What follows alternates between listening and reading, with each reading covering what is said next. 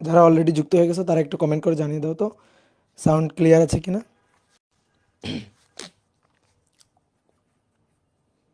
তোমাদের সাথে অনেক দিন পর দেখা হয়ে গেল আবার। তো বলো সবাই কেমন আছো?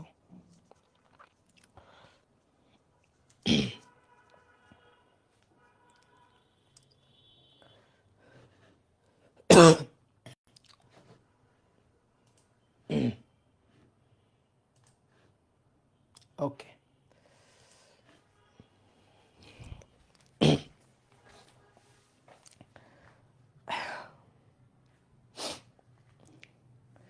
ডিয়ার স্টুডেন্ট, সবাইকে শুভেচ্ছা জানাচ্ছি নিউটনিয়ান বলবিদ্যা অধ্যায়ের কততম 18তম ক্লাস।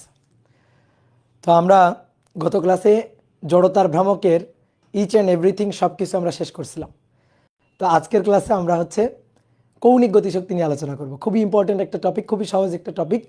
তোমরা সবাই রৈখিক গতিশক্তি জানো। আমরা সবাই জানি যে রৈখিক গতিশক্তির সূত্র হচ্ছে EK equal to half mv square. তা আমরা আজকে কৌণিক গতিশক্তি নিয়ে আলোচনা করব যে কৌণিক গতিশক্তির সূত্রটা কি হয় এবং সেই রিলেটেড যত ধরনের ম্যাথ প্রবলেম সলভ করা যায় সেগুলো আমরা সলভ করব। ঠিক আছে? এই যে যারা ফাইজলামি মার্কা কমেন্ট করতেছে তাদের কিন্তু আমি মাইর দিব, বুঝলা? তো চলো পড়া শুরু করে দিই। হয়েছে তোমাদের আগুন আগুন হয়েছে, এখন একটু জল ঢালো। তো লিখো, হেডিং দাও, কৌণিক গতিশক্তি। কৌণিক গতিশক্তি।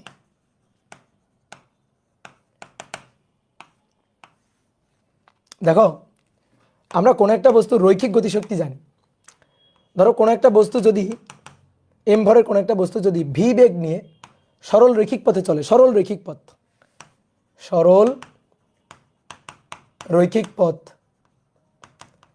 তাহলে আমরা জানি যে তার গতিশক্তি, রৈখিক গতিশক্তি, কাইনেটিক এনার্জি ইকে, এটা হচ্ছে হাফ mv স্কয়ার। এটা আমরা জানি।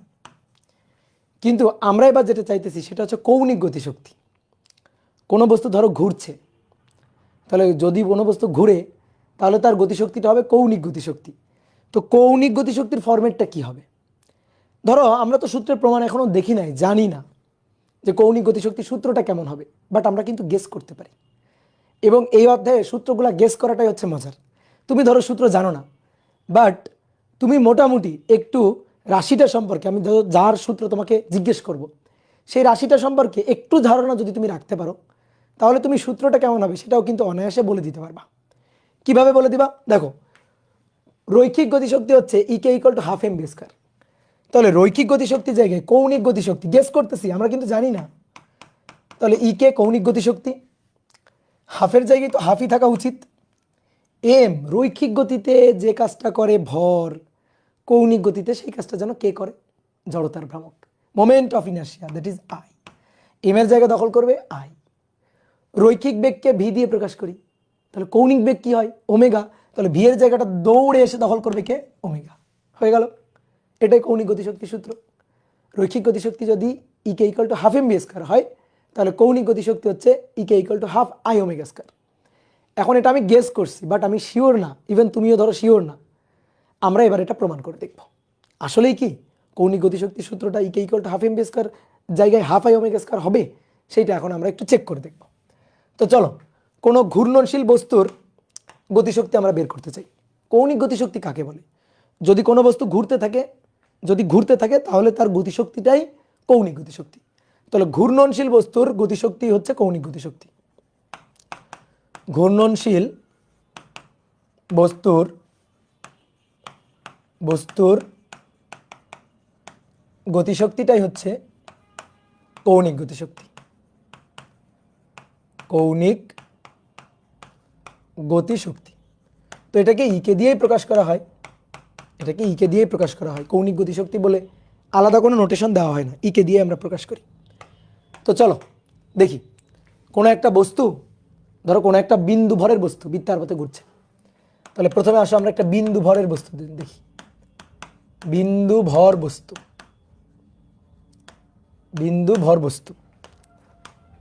একটা বিন্দু ভরের বস্তু বৃত্তাকার পথে ঘুরছে। ধরো এই হচ্ছে বৃত্তাকার পথ, এই বৃত্তাকার পথে এম ভরের এই বস্তুটা ঘুরছে। বস্তুটাকে আমরা একটু এখানে আঁকি, এম ভরের বস্তু বৃত্তাকার পথে ঘুরছে। ভাইয়া এইটা হচ্ছে ঘূর্ণন অক্ষ। হ্যাঁ, dot dot dot dot dot dot, এটা হচ্ছে ঘূর্ণন অক্ষ। তাহলে এই বস্তুটা কত ব্যাসার্ধ নিয়ে ঘুরছে? এই হচ্ছে ব্যাসার্ধ, এই ব্যাসার্ধের বৃত্তাকার পথে ঘুরছে। তো যে কোনো মুহূর্তে তার রৈখিক যে বেগ তার ডিরেকশন হবে স্পর্শক বরাবর। তাহলে এই পয়েন্টে স্পর্শক বরাবর এইদিকে, যখন বস্তুটা এখানে আসে তখন স্পর্শক বরাবর এইদিকে, যখন এখানে আসে তখন স্পর্শক বরাবর এদিকে, যখন এখানে আসে তখন স্পর্শক বরাবর এদিকে। এইভাবে প্রত্যেকটা পয়েন্টে বেগের ডিরেকশন হবে স্পর্শক বরাবর, প্রত্যেকটা পয়েন্টে বেগের ডিরেকশন হবে স্পর্শক বরাবর। তাহলে এইটা হচ্ছে তার বেগের ডিরেকশন ভি, বেগের ডিরেকশন ভি। এইবার আমি যদি বলি এই বস্তুর গতিশক্তি কত, তো তুমি যেটা জানো আমাকে সেটা বলো আগে। গতিশক্তি তুমি যেটা জানো, তুমি তো কৌণিক গতিশক্তি জানো না, তাহলে তুমি যেটা জানো গতিশক্তি ই কে, এইটা equal to half M B square. দেখো কৌণিক গতিশক্তি রৈখিক গতিশক্তি আলাদা কিছু না। আমি যদি বলি এই বস্তুটার গতিশক্তি E K equal to half M B square, ভুল কিছু বলিনি। এবার এই হাফ এম বি স্কোয়ারকে আমি চাইলে হাফ আই ওমেগা স্কোয়ার ফরম্যাটে নিয়ে আসতে পারি।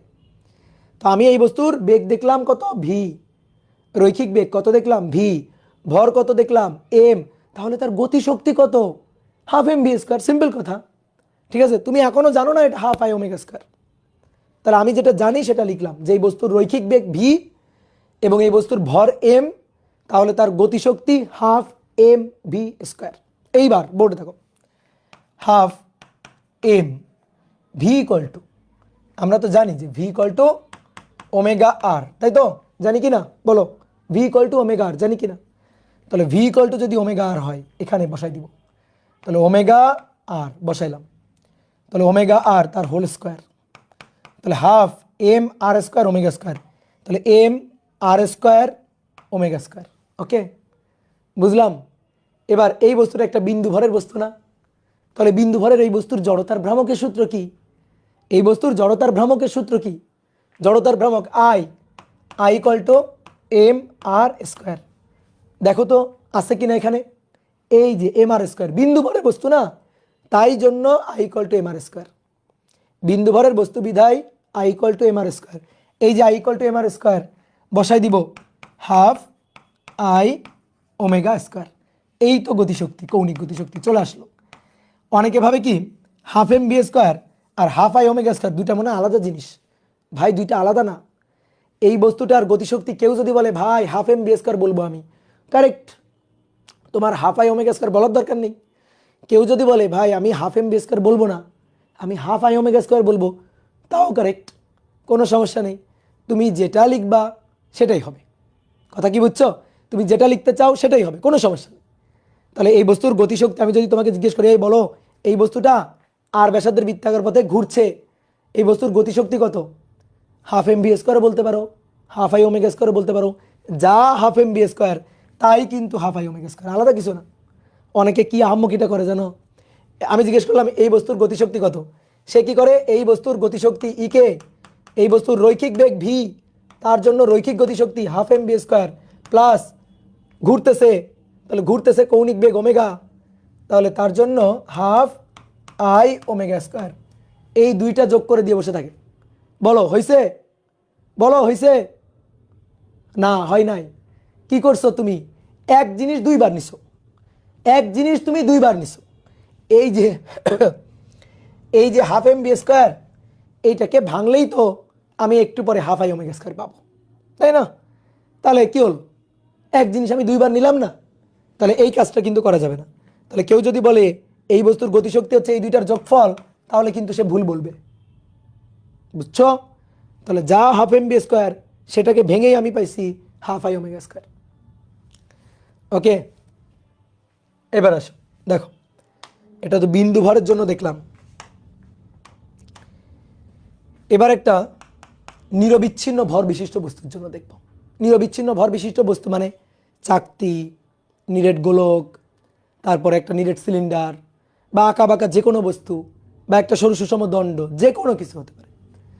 তাহলে আসো নিরবিচ্ছিন্ন ভর বিশিষ্ট বস্তুর জন্য, নিরবিচ্ছিন্ন ভর বিশিষ্ট বস্তুর কৌণিক গতিশক্তি, বস্তুর কৌণিক গতিশক্তি, নিরবিচ্ছিন্ন ভর বিশিষ্ট বস্তুর গতিশক্তি।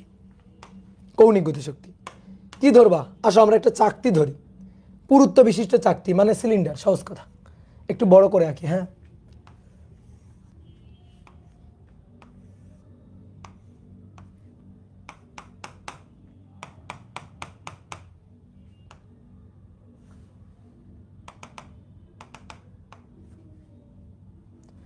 এই যে এটা এই অক্ষের চারপাশে ঘুরতেছে, এভাবে ঘুরতেছে। তাহলে এটা যদি ঘুরতে থাকে, এটা একটা নিরেট, ঠিক আছে, অক্ষের চারপাশে ঘুরতেছে। তো এটা যদি ওমেগা কৌণিক বেগ নিয়ে ঘুরতে থাকে, তাহলে আমরা এর গতিশক্তি হিসাব করতে চাই। তাহলে দেখো, এই বস্তুটা অসংখ্য বিন্দু বিন্দু বিন্দু বিন্দু ভরের সমষ্টি না? অসংখ্য বিন্দু বিন্দু ভরের সমষ্টি, অসংখ্য। তাহলে এই বস্তুটা অসংখ্য বিন্দু বিন্দু ভরের সমষ্টি। এই একটা ভর বিন্দু, এই একটা ভর বিন্দু, এই একটা ভর বিন্দু, এই একটা ভর বিন্দু, এই একটা ভর বিন্দু, এরকম অসংখ্য ভর বিন্দুর সমষ্টি হচ্ছে এই বস্তুটা, তাই না? আমি এই ভরটার নাম দিলাম m1। তাহলে সে দেখো এই r1 ব্যাসার্ধের বৃত্তাকার পথে ঘুরছে। আমি এই ভরটার নাম দিলাম m2।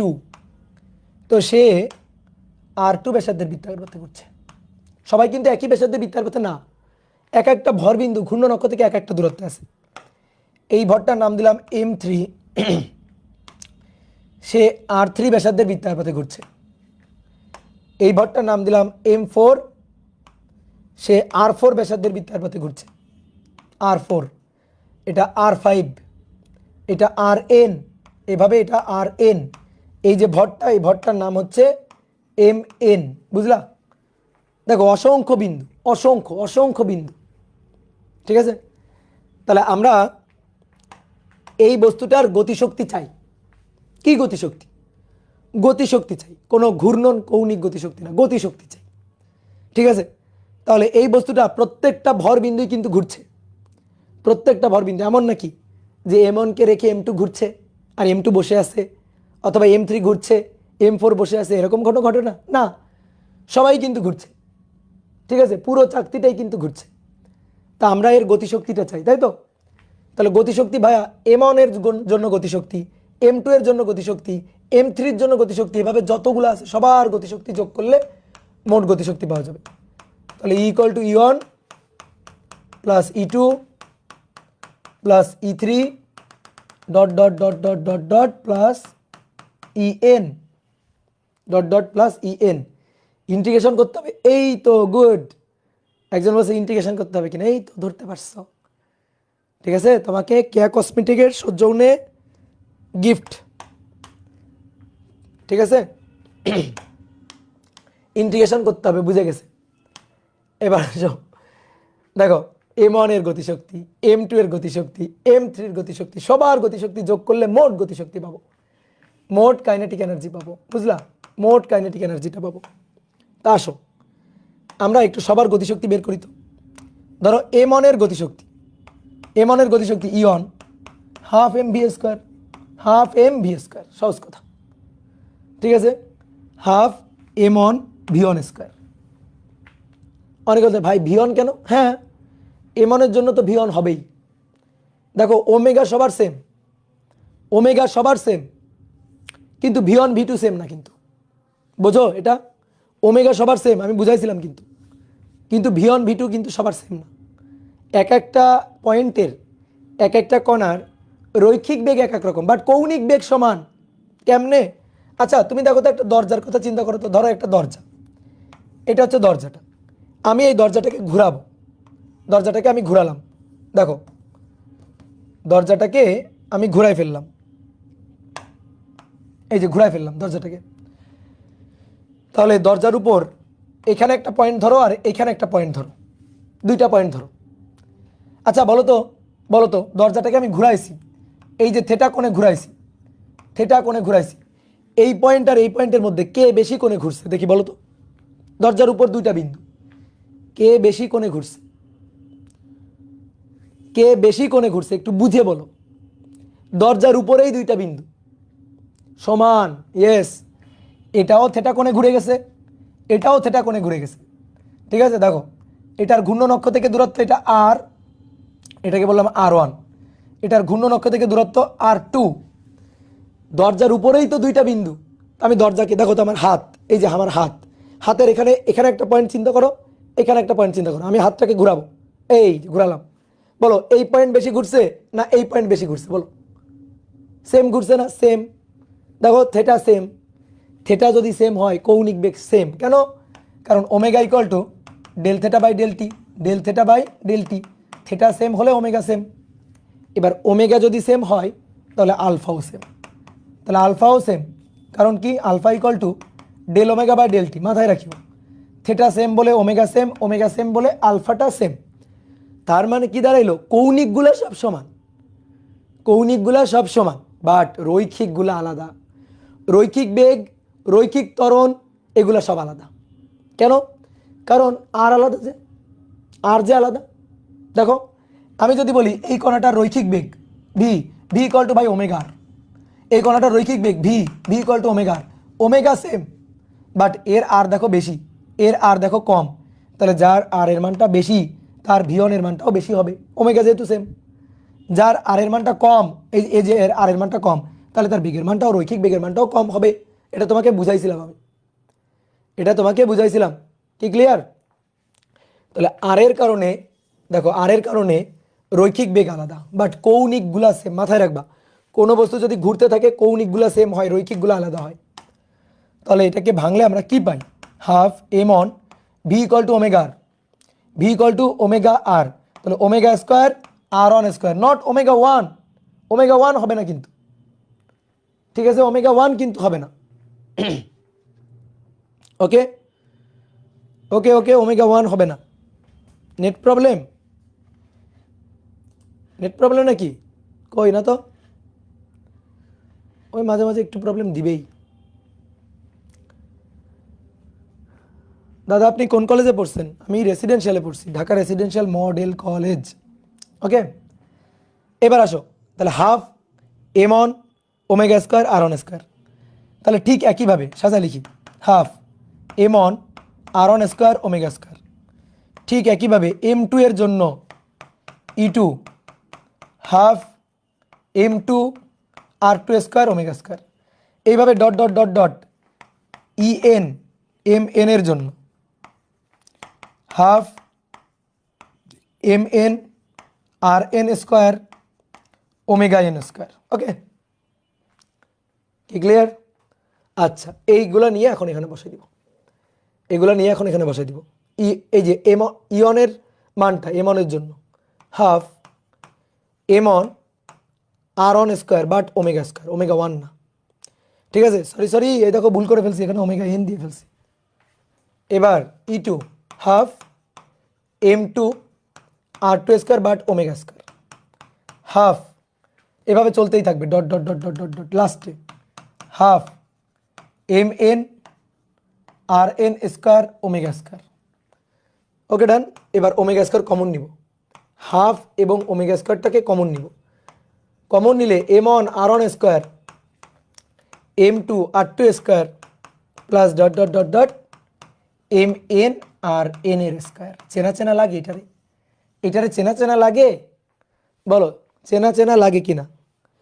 চেনা চেনা লাগে, তবুও হচ্ছে না নাকি? জড়তার ভ্রামক কি এটা? জড়তার ভ্রামক moment of inertia, that is I. তাহলে হাফ এটা আই ওমেগা স্কোয়ার, তাহলে এটাই হচ্ছে kinetic energy EK, EK equal to half I omega square. বুঝলা? বুঝতে পারছো?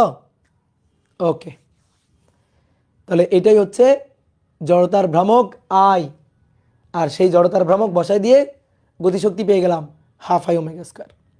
দেখো এই বস্তুটার গতিশক্তি যদি তোমাকে বলতাম একটা একটা একটা একটা ভর টুকরার গতিশক্তি বের করে টোটাল গতিশক্তি বের করো, এটা ম্যানুয়ালি অসম্ভব।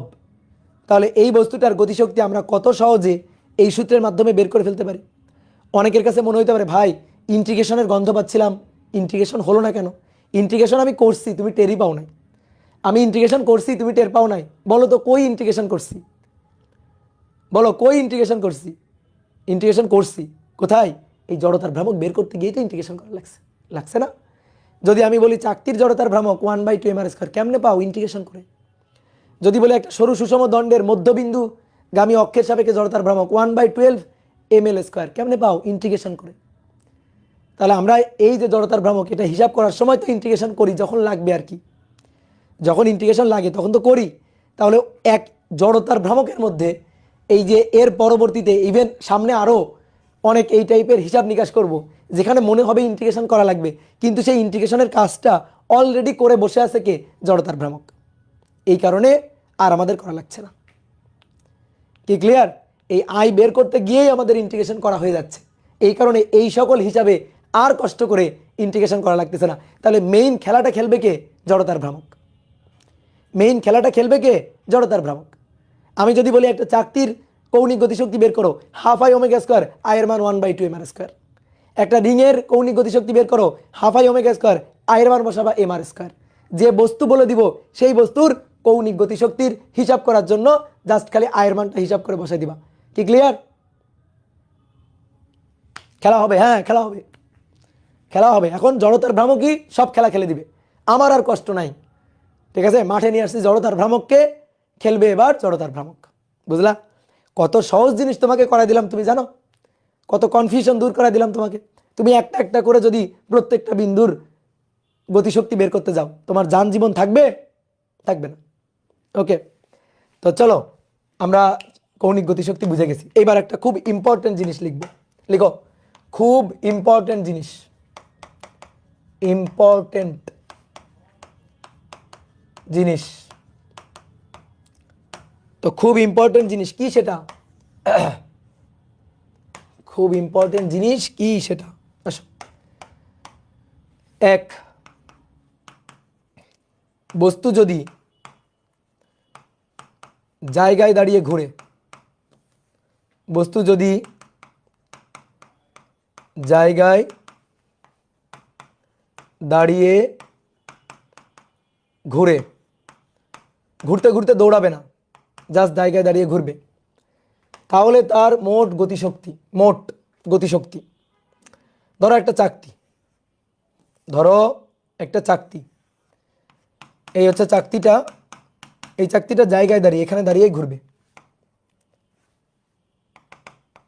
এভাবে ঘুরছে ওমেগা, চাকতির জড়তার ভ্রামক আই। তাহলে এর মোট গতিশক্তি একটু আগে বের করলাম, কিন্তু বলো মোট গতিশক্তি কত? মোট গতিশক্তি ইকে, এটা equal two 1/2 mv² plus 1/2 i ω², নাকি? নাকি 1/2 mv² প্লাস 1/2 i ω²? না, কি সেটা? Just 1/2 i ω²। একটা বস্তু চাকতি কেন, একটা বস্তুও যদি ঘোরে তাহলে তার মোট গতিশক্তি 1/2 i ω²। বুঝলা? আর যদি তোমার মনে হয় ভাই আমি 1/2 mv² দিয়ে লিখবো, তাহলে 1/2 mv² দিয়ে লিখলে সামেশন অফ 1/2 mv², এই সামেশন অফ 1/2 mv² করেই আমরা এটা পাই। একটু আগেই তোমাকে দেখাচ্ছি, একটু আগে আমি তোমাকে দেখাচ্ছি। কি ক্লিয়ার? তাহলে ইকে ইকুয়াল টু 1/2 i ω²। এইবার 2 নম্বর, ঘোরাঘুরি নাই, ঘূর্ণন নাই, ঘূর্ণন নাই, চোখ বন্ধ করে দৌড়, শুধু রৈখিকভাবে দৌড়, মানে রৈখিক গতি আর কি, রৈখিকভাবে দৌড় দিবে। ঠিক আছে, ধরো তোমাকে আঁকি, এটা হচ্ছে তুমি, কোনো ঘোরাঘুরি নাই, জাস্ট দৌড় দিছো, সামনের দিকে তাকায় দিছো দৌড়, তাহলে তোমার ভর কত? এম, তোমার বেগ কত? ভি। ঘুরতে ঘুরতে দৌড়াচ্ছ না কিন্তু, সোজা দৌড়। ঠিক আছে, ঘুরতে ঘুরতে দৌড় না কিন্তু। ঠিক আছে, তাহলে এবার এর মোট গতিশক্তি, মোট গতিশক্তি, তাহলে ভাইয়া এর মোট গতিশক্তি হবে 1/2 mv², 1/2 mv²। এর 1/2 mv²টাকে 1/2 i ω² বানাইতে পারবো না, কেন পারবো না? এত ঘুরতেছে না, দৌড় দিচ্ছে, এ শুধু দৌড় দিচ্ছে। কি ক্লিয়ার? এবার 3 নম্বর, ঘুরতে ঘুরতে দৌড়, ঘুরতে ঘুরতে দৌড়, মানে জটিল গতি, জটিল গতি পড়ছো না? ঘুরতে ঘুরতে দৌড় দিলে, অর্থাৎ জটিল গতি, জটিল গতি। ঠিক আছে, এটা ছিল ঘূর্ণন গতি, সরি এটা ছিল ঘূর্ণন গতি, ঘূর্ণন গতি, এটা ঘূর্ণন গতি, আর এটা এটা হচ্ছে রৈখিক গতি, শুধু রৈখিক গতি, আর এটা জটিল গতি, মানে ঘুরতে ঘুরতে দৌড় লাগাবে। একটা উদাহরণ দিই ভালো বুঝবা, চাকা, গাড়ির চাকা, এই যে গাড়ির চাকা, এই যে ভূমি, গাড়ির চাকা ভূমির উপর দিয়ে গড়াইতে গড়াইতে যাবে, ঠিক আছে, গাড়ির চাকা ভূমির উপর দিয়ে গড়াইতে গড়াইতে যাবে, এই যে চাকা এভাবে ঘুরতে ঘুরতে দৌড় দিচ্ছে, ঘুরতে ঘুরতে সামনে আগাচ্ছে, এই তাহলে দেখো চাকাটা দৌড়ও দিচ্ছে আবার ঘুরছেও, তো ওমেগা কৌণিক বেগ নিয়ে ঘুরছে, ভি বেগ নিয়ে দৌড় দিচ্ছে, এই ভিটা তার রৈখিকভাবে সামনে যাওয়ার বেগ। এইবার এইবার আমি যদি বলি এর গতিশক্তি কত, মোট গতিশক্তি বলো, বুদ্ধি খাটায় বলো, মোট গতিশক্তি, এবার কি হবে, তাহলে মোট গতিশক্তি ইকে, মোট গতিশক্তি ইকে, এই ইকে ইকুয়াল টু কত হবে বলো, হাফ ঘোরার জন্য হাফ আই ওমেগা স্কোয়ার, দৌড়ানোর জন্য হাফ এম ভি স্কোয়ার, বুঝতে পারছো, ঘোরার জন্য হাফ আই ওমেগা স্কোয়ার, দৌড় দেওয়ার জন্য হাফ এম ভি স্কোয়ার, কি ক্লিয়ার। আর এটা জায়গায় দাঁড়ায় ঘুরছে, জাস্ট জায়গায় দাঁড়ায় ঘুরছে। অনেকে বলতে ভাই এর প্রত্যেকটা পয়েন্টের রৈখিক বেগ ভি ছিল তো, ভি ছিল তো, তাহলে আমরা হাফ এম ভি স্কোয়ার নিচ্ছি না কেন? যদি কেউ এই প্রশ্ন করো তাহলে কিন্তু আমি তার ধরে মার দিব, ভাই আমি হাফ এম ভি স্কোয়ার নিছি তো, half M V square, half M V square, half M V square, half M V square, half M V square যোগ করে করে করে করে করে করে হাফ আই ওমেগা স্কোয়ার পাইছি, যোগ করে করে এটা পাইছি। এটা কিন্তু অনেকের কনফিউশন, ভাই ওখানে হাফ এম ভি স্কোয়ার নিলেন, এখানে নিলেন না কেন? ভাই এখানে half M V square, half M V square যোগ করেই হাফ আই ওমেগা স্কোয়ার পাইছি, তাহলে এখন ওখানে নিলাম কেন? ভাই ওখানে তো ঘুরতেছে আবার দৌড়াচ্ছে, মাটিতে মাটিতে গড়াচ্ছে আবার দৌড়ও লাগাচ্ছে, ওকে। তাহলে হাফ আই ওমেগা স্কোয়ার হচ্ছে ঘোরার জন্য, আর দৌড়ানোর জন্য কত, দৌড় দেওয়ার জন্য কত, হাফ এম ভি স্কোয়ার। তাহলে এই দুইটা জিনিস মাথায় রাখবা, কি ক্লিয়ার? তাহলে এই পৃষ্ঠায় কিন্তু ম্যাথ করার জন্য খুবই ইম্পর্টেন্ট তথ্য আছে, তাহলে এই জিনিসগুলো মাথায় রাখবা, ওকে। দেখো তোমাদের দেখাই একটু, এই যে এইটা আমার হাতে আছে, বলো এর গতিশক্তি কত দেখি, বলো এর গতিশক্তি, মোট গতিশক্তি বলো, মোট গতিশক্তি বলো, half I omega square, yes half I omega square, এক নম্বরটা। এবার বলবা, দেখো দেখো এই যে এবার কত হলো বলো, এই যে ঘুরতে ঘুরতে দৌড় লাগালো, এই যে ঘুরতে ঘুরতে দৌড় লাগাইছে, এই যে বলো এবার কত হলো, half I omega square, half M B square, দৌড় লাগাইছে ঘুরতে ঘুরতে, কি ক্লিয়ার? হ্যাঁ গুড, এটা মাথায় রাখবা। তো চলো ম্যাথ করার জন্য এখন আমরা রেডি। তাহলে এক নম্বর ম্যাথ লিখো, একটি নিরেট সিলিন্ডারের ভর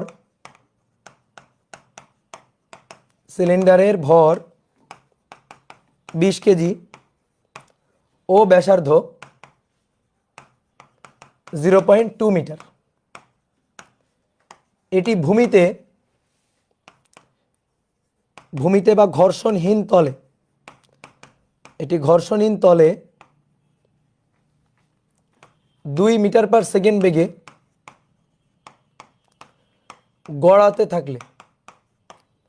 গড়াতে থাকলে এর মোট গতিশক্তি কত? মোট গতিশক্তি কত বলো, পারবো? বলো পারবো? ভাই নিরেট গোলকের জন্য কি হবে? নিরেট গোলকের জড়তার ভ্রামক তো 2/5 mr², এটা তো আমরা জানি, ঠিক আছে ভাই। নিরেট গোলকের জন্য 3 নম্বর প্রয়োজন।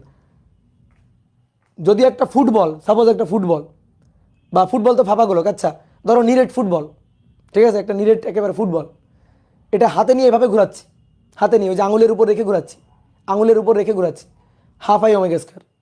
আর ফুটবল মাটিতে গড়াই দিলাম, half I omega square plus half M B square. কোনো তলে যদি গড়াই তাহলে দুটো যোগ, একটা ঘোরার জন্য একটা দৌড়ানোর জন্য, ওকে ক্লিয়ার? এবার আসো, একটা নিরেট সিলিন্ডারের কথা বলছে, চিত্র আঁকা লাগে না, তারপর বোঝার জন্য একটু আঁকছি। নিরেট, কিন্তু নিরেট একেবারে, এই যে নিরেট সিলিন্ডারটা dot dot dot dot dot, এই নিরেট সিলিন্ডারটা এইভাবে গড়াচ্ছে, এইভাবে ভূমিতে গড়াচ্ছে, গড়াতে গড়াতে যাচ্ছে ভূমিতে, এই যে এভাবে ভূমিতে গড়াতে গড়াতে সামনের দিকে যাচ্ছে। তো সামনের দিকে যাওয়ার বেগটা দেওয়া আছে ভি, 2 মিটার পার সেকেন্ড। এর ব্যাসার্ধ দেওয়া আছে, এর ব্যাসার্ধ আর 0.2 মিটার। এর ভর দেওয়া আছে এম, 20 কেজি। তাহলে আমরা এর মোট গতিশক্তি বের করতে চাই। তাহলে গড়াইতে গড়াইতে দৌড়াচ্ছে, মোট গতিশক্তি হচ্ছে half I omega square plus half M V square, half I omega square plus half M V square. Okay, আসো তাহলে মান বসাই দিব এবার। কিন্তু দুঃখের বিষয়, ওমেগা জানি না। দেখো মাথায় হাত, তুমি বলতে ভাই ওমেগা তো জানি, কেমনে? ভি ইকুয়াল টু ওমেগার, দেখেন ভি দেওয়া আছে, ইয়েস। আর দেওয়া আছে, ইয়েস। ওমেগা, হ্যাঁ তাই তো, ভি দেওয়া আছে আর দেওয়া আছে, তাহলে তো ওমেগা জানা যায়। হ্যাঁ সত্যি কথা। এবার দেখো তোমাকে আর একটু সহজ জিনিস শিখাই। তোমার তোমার আয়ের মান, ওমেগার মান, এম এর মান, ভি এর মান সব বসাইতে হবে না। তুমি বলো এটার কি বলছে, নিরেট কি বলছে? নিরেট কি বলছে? সিলিন্ডার, তাই না? নিরেট সিলিন্ডার বলছে। তুমি বলতেছো ভাই আমি ওমেগার মানটা বের করে এনে বসাবো। আচ্ছা ধরো তোমাকে আমি আর এর মান বলে দিইনি, আর এর মানটা আমি একটু মুছে দিই। ধরো তোমার তো সুবিধা করছি আমি, ধরো একটু এবার অসুবিধায় ফেলে দিলাম আর এর মান। এবার তুমি আমাকে বলো ওমেগা কেমনে বের করবা? এই তো মুশকিলে পড়ে গেল না, ওমেগার মান বের করতে পারছো না। ভি ইকুয়াল টু ওমেগার, omega equal to V by R. R নেই, আর দিই নাই আমি, ইচ্ছা করে আর দিই নাই। আর লাগবে না, আসলে আর লাগবে না।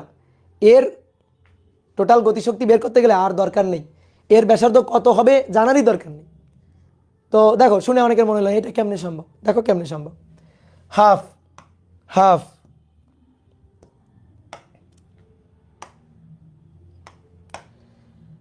Half I omega square. I কি?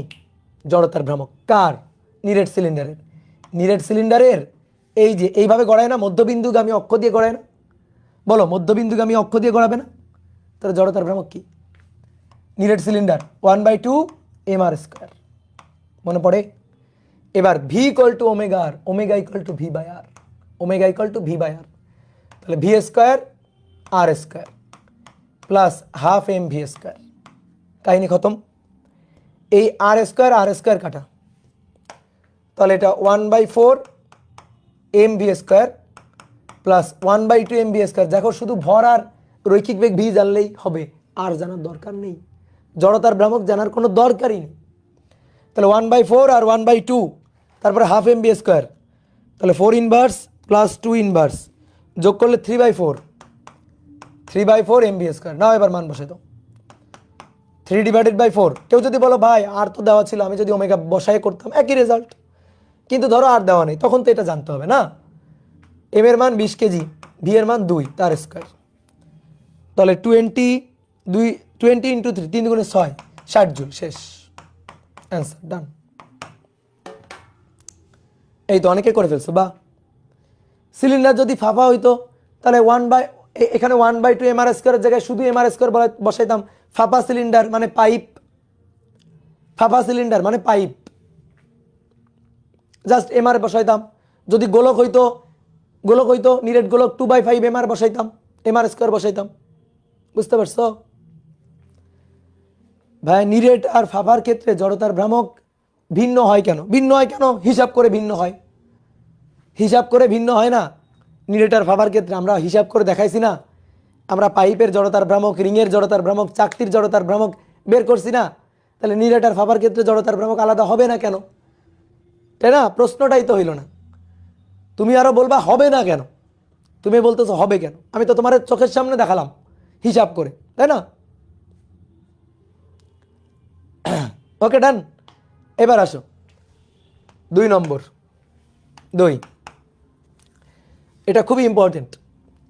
বলা হচ্ছে 50 মিটার উচ্চতার একটি হেলানো তল হতে একটি হেলানো নগণ্য ঘর্ষণ বা ঘর্ষণহীন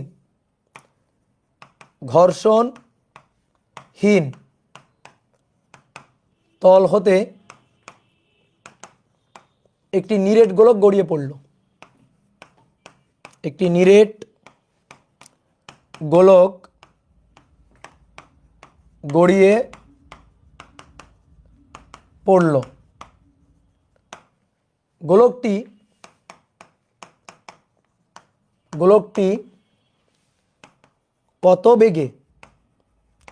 কত বেগে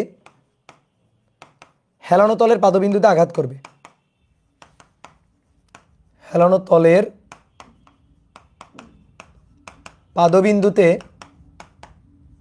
আঘাত করবে। দেখো দুনিয়াতে কোনো তথ্যই দেওয়া নেই, জাস্ট একটা তথ্য দেওয়া আছে, জাস্ট একটা তথ্য বলা আছে হেলানো তলের উচ্চতা 50 মিটার, জাস্ট এই তথ্যটা বলা আছে। ম্যাথ পড়ে চিত্র আঁকাটাই হচ্ছে ম্যাথের 80% কমপ্লিট করা। আমরা সেই কাজটা করব। এটা হচ্ছে হেলানো তল, এই হেলানো তলটা এঁকে ফেললাম। তো হেলানো তল কত কোণে হেলানো জানি না, জানার দরকার নেই, শুধু হেলানো তলের উচ্চতাটা জানা। এইচ কত মিটার? 50 মিটার। এইচ হচ্ছে 50 মিটার হেলানো তলের উচ্চতা। এবার এইখান থেকে একটা গোলক, এইখান থেকে একটা গোলক নিরেট গোলক গড়ায় পড়ছে। এখান থেকে গড়াইতে নিচে পড়ছে, গড়াইতে, ঠিক আছে। গোলক গড়িয়ে, এই যে গড়িয়ে কথাটা, এটা মনে করো বাংলা কথার তুরুপের তাস, আত্মা, এই ম্যাথের আত্মা। তাহলে গড়িয়ে নিচে পড়লো, বলছে গোলকটি কত বেগে হেলানো তলের পাদবিন্দুতে আঘাত করবে। তোমার প্রশ্ন জাগতে পারে, ভাই গোলকের ভর দেওয়া নেই, উত্তর হচ্ছে না, দেওয়া নেই। গোলকের ব্যাসার্ধ দেওয়া নেই, উত্তর হচ্ছে না, দেওয়া নেই। তাহলে গোলকের ব্যাসার্ধ ছাড়া, ভর ছাড়া, শুধু উচ্চতা দিয়েই কি এই হেলানো তলের পাদবিন্দুতে পৌঁছানোর বেগ বের করা সম্ভব? উত্তর হচ্ছে হ্যাঁ সম্ভব, উত্তর হচ্ছে হ্যাঁ সম্ভব। কিভাবে? আচ্ছা তুমি 9-10-এ করছো এই জিনিসটা, আমার একটু মনে করা, মানে বলো তো মনে করে এটা করছো কিনা 9-10-এ। যদি আমি বলতাম এই যে হেলানো তল, এই যে এটা হেলানো তল, এখান থেকে একটা বস্তু গড়ায় পড়ে নাই, পিছলে পড়ে গেছে। ধর একটা ব্লক গড়ায় পড়ে নাই, জাস্ট পিছলে পড়ে গেছে, এটা এভাবে পিছলে পড়ে গেছে, এই উচ্চতাটা এইচ, এখান থেকে পিছলে এখানে পড়ে গেছে। বলো তো হেলানো তলের পাদবিন্দুতে কত বেগে আঘাত করবে? এখান থেকে পড়া শুরু করছিল মানে আদিবেগ 0, কত বেগে আঘাত করবে এটা তুমি কিভাবে বের করো? শক্তির সংরক্ষণশীলতা দিয়ে, যান্ত্রিক শক্তির নিত্যতা দিয়ে। যান্ত্রিক শক্তির নিত্যতা মানে কি? যে কোনো পয়েন্টে বিভব শক্তি আর গতিশক্তির যোগফল সমান। তাহলে এই যে পয়েন্টটা, এই পয়েন্টটা আমার ইনিশিয়াল পয়েন্ট, তাহলে এটা ইনিশিয়াল আর এটা আমার ফাইনাল পয়েন্ট। এই দুই পয়েন্টের শক্তি সমান, এই পয়েন্টে উচ্চতা এই সমান সমান 0, বুঝলা? এই পয়েন্টে ই ইনিশিয়াল, এই পয়েন্টে ই ফাইনাল, ই ইনিশিয়াল সমান সমান ই ফাইনাল। আসো দেখো, তুমি তখন লিখতা এই পয়েন্টে বেগ কত? 0, তাহলে গতিশক্তি 0, সমস্ত শক্তি বিভব শক্তি, দ্যাট ইজ mgh, ঠিক আছে। আর এই পয়েন্টে h0, উচ্চতা h0, সমস্ত শক্তি গতিশক্তি, কারণ বিভব শক্তি নেই তো, তাহলে half M V square, m আর এম কাটাকাটি, ভি ইকুয়াল টু √2gh। আমি শিওর তুমি এই ম্যাথ 9-10-এ করছো, আমি শিওর তুমি এই ম্যাথ 9-10-এ করছো।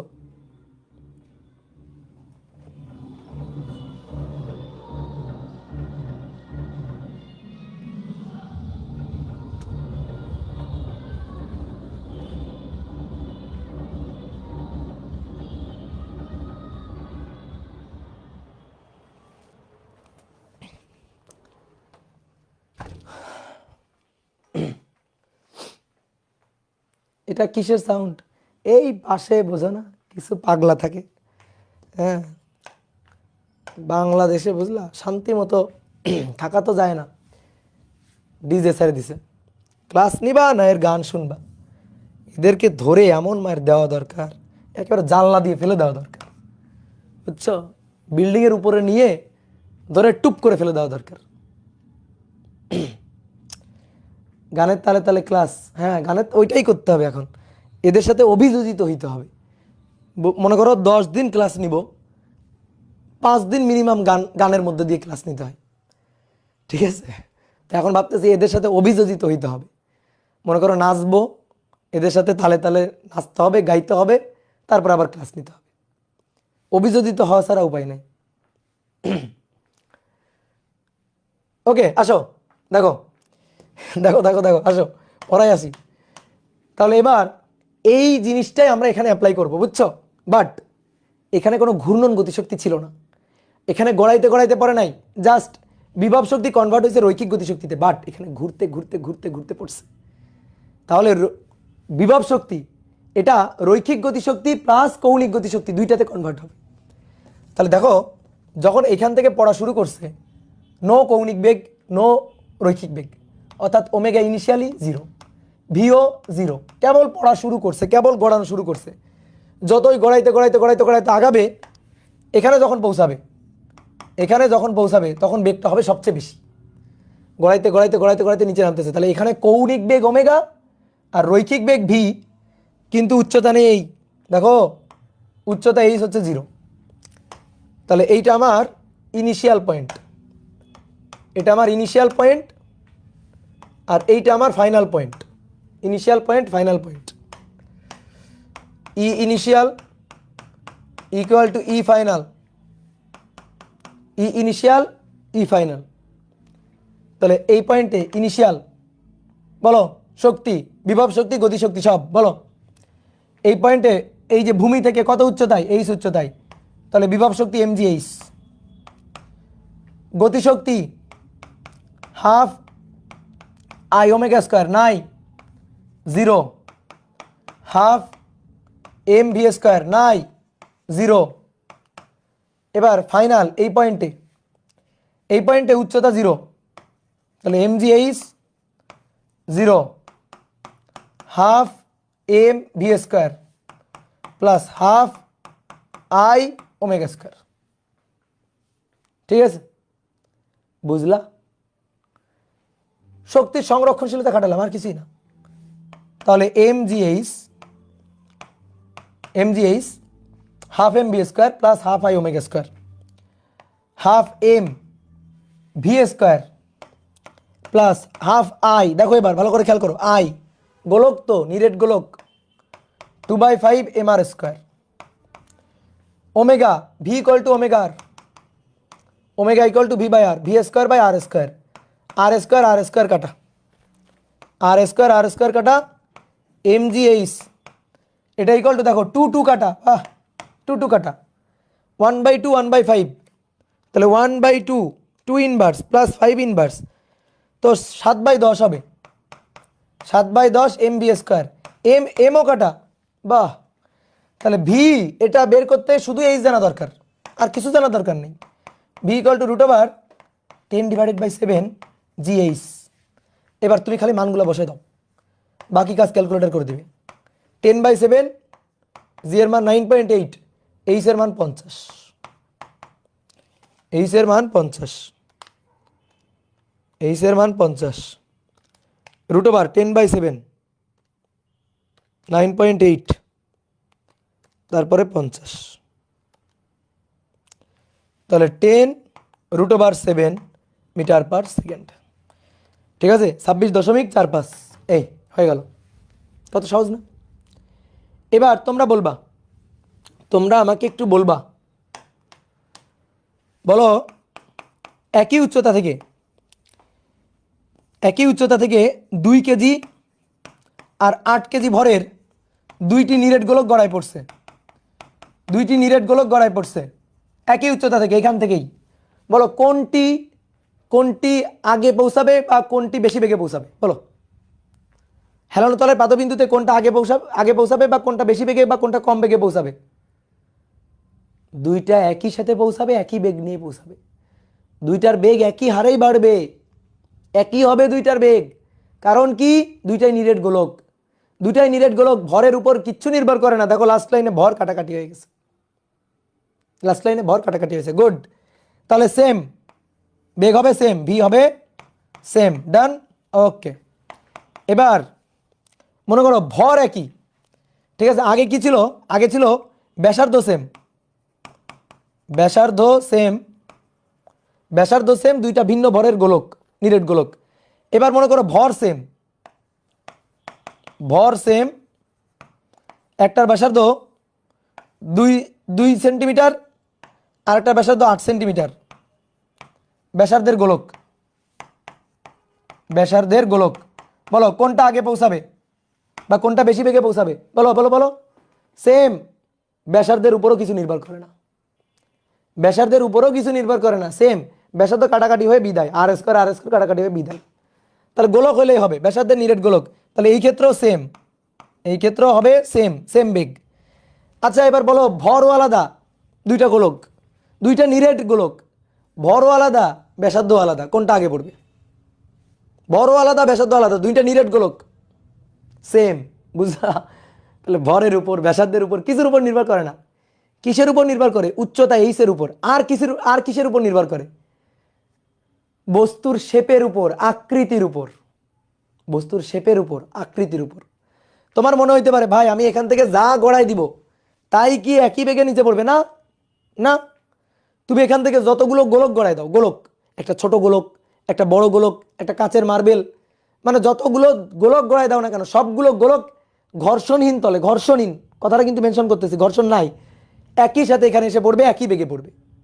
বুঝতে পারছো? একই সাথে পড়বে। ঘর্ষণ থাকলে ভিন্ন কথা, ঘর্ষণ এখনো আমরা এখানে পড়বো না কৌণিক গতিতে, ঘর্ষণ থাকলে ভিন্ন কথা। তাহলে ঘর্ষণ নেই, আমরা আবর্ত ঘর্ষণ পড়ি না রে বাবা, আবর্ত ঘর্ষণ আমরা পড়ি না, এটা আবর্ত ঘর্ষণ, তো এটা আমরা পড়বো না, ঠিক আছে? এবার আসো, তাহলে ঘর্ষণ যদি না থাকে সবাই একই সাথে পড়বে, সবগুলো গোলক। কিন্তু ধরো একটা গোলক আর একটা চাকতি, দুটাকে গড়াই দিলাম, তাহলে কিন্তু হবে না, ঠিক আছে? একটা চাকতি আর একটা গোলক, তাহলে কিন্তু একই রকম হবে না। বুঝতে পারছো? একটা চাকতি আর একটা গোলক হলে কিন্তু ভিন্ন হবে। কেন? গোলকের জন্য 2/5 mr², চাকতির জন্য কি 2/5 mr² হবে? এখানে কি হবে? এইখানে কি হবে? জাস্ট চেঞ্জটা কোথায় হবে? 1/2 mr²। আচ্ছা যদি আমি একটা রিং গড়াই দিই, রিং রিং রিং mr², যদি একটা নিরেট সিলিন্ডার গড়াই দিই 1/2 mr², বুঝছো? তাহলে সব সব সব কিছু চেঞ্জ কোথায়? এখানে। তাহলে বেগ আলাদা আলাদা হবে কিসের জন্য? এইচ ভিন্ন ভিন্ন হলে, আর বস্তুর আকৃতি অর্থাৎ শেপ এটা ভিন্ন ভিন্ন হলে। বুঝছো? তাহলে এবার তোমরা একটা ম্যাথ আমাকে করে দিবা, এটা রুয়েটে আসা, অ্যাডমিশন টেস্টে রুয়েটে আসছিল একবার, এটা হচ্ছে 3 নম্বর। বলা হচ্ছে কে বিজয়ী হবে, কে বিজয়ী হবে, ঠিক আছে? একটা হেলানো তল,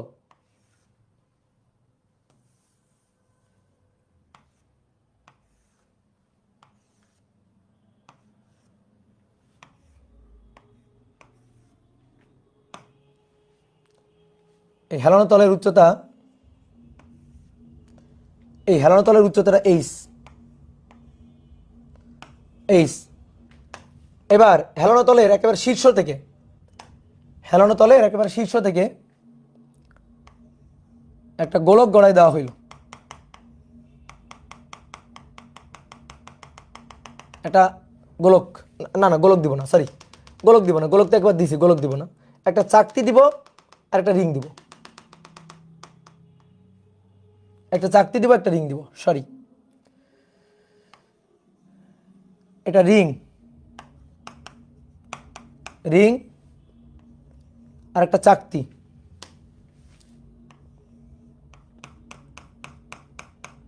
এটা চাকতি, ঘর্ষণহীন তল গড়াই দেওয়া হলো। কে বিজয়ী হবে? রেস খেলতেছে এরা, রেস, এই রেসে বিজয়ী হবে কে?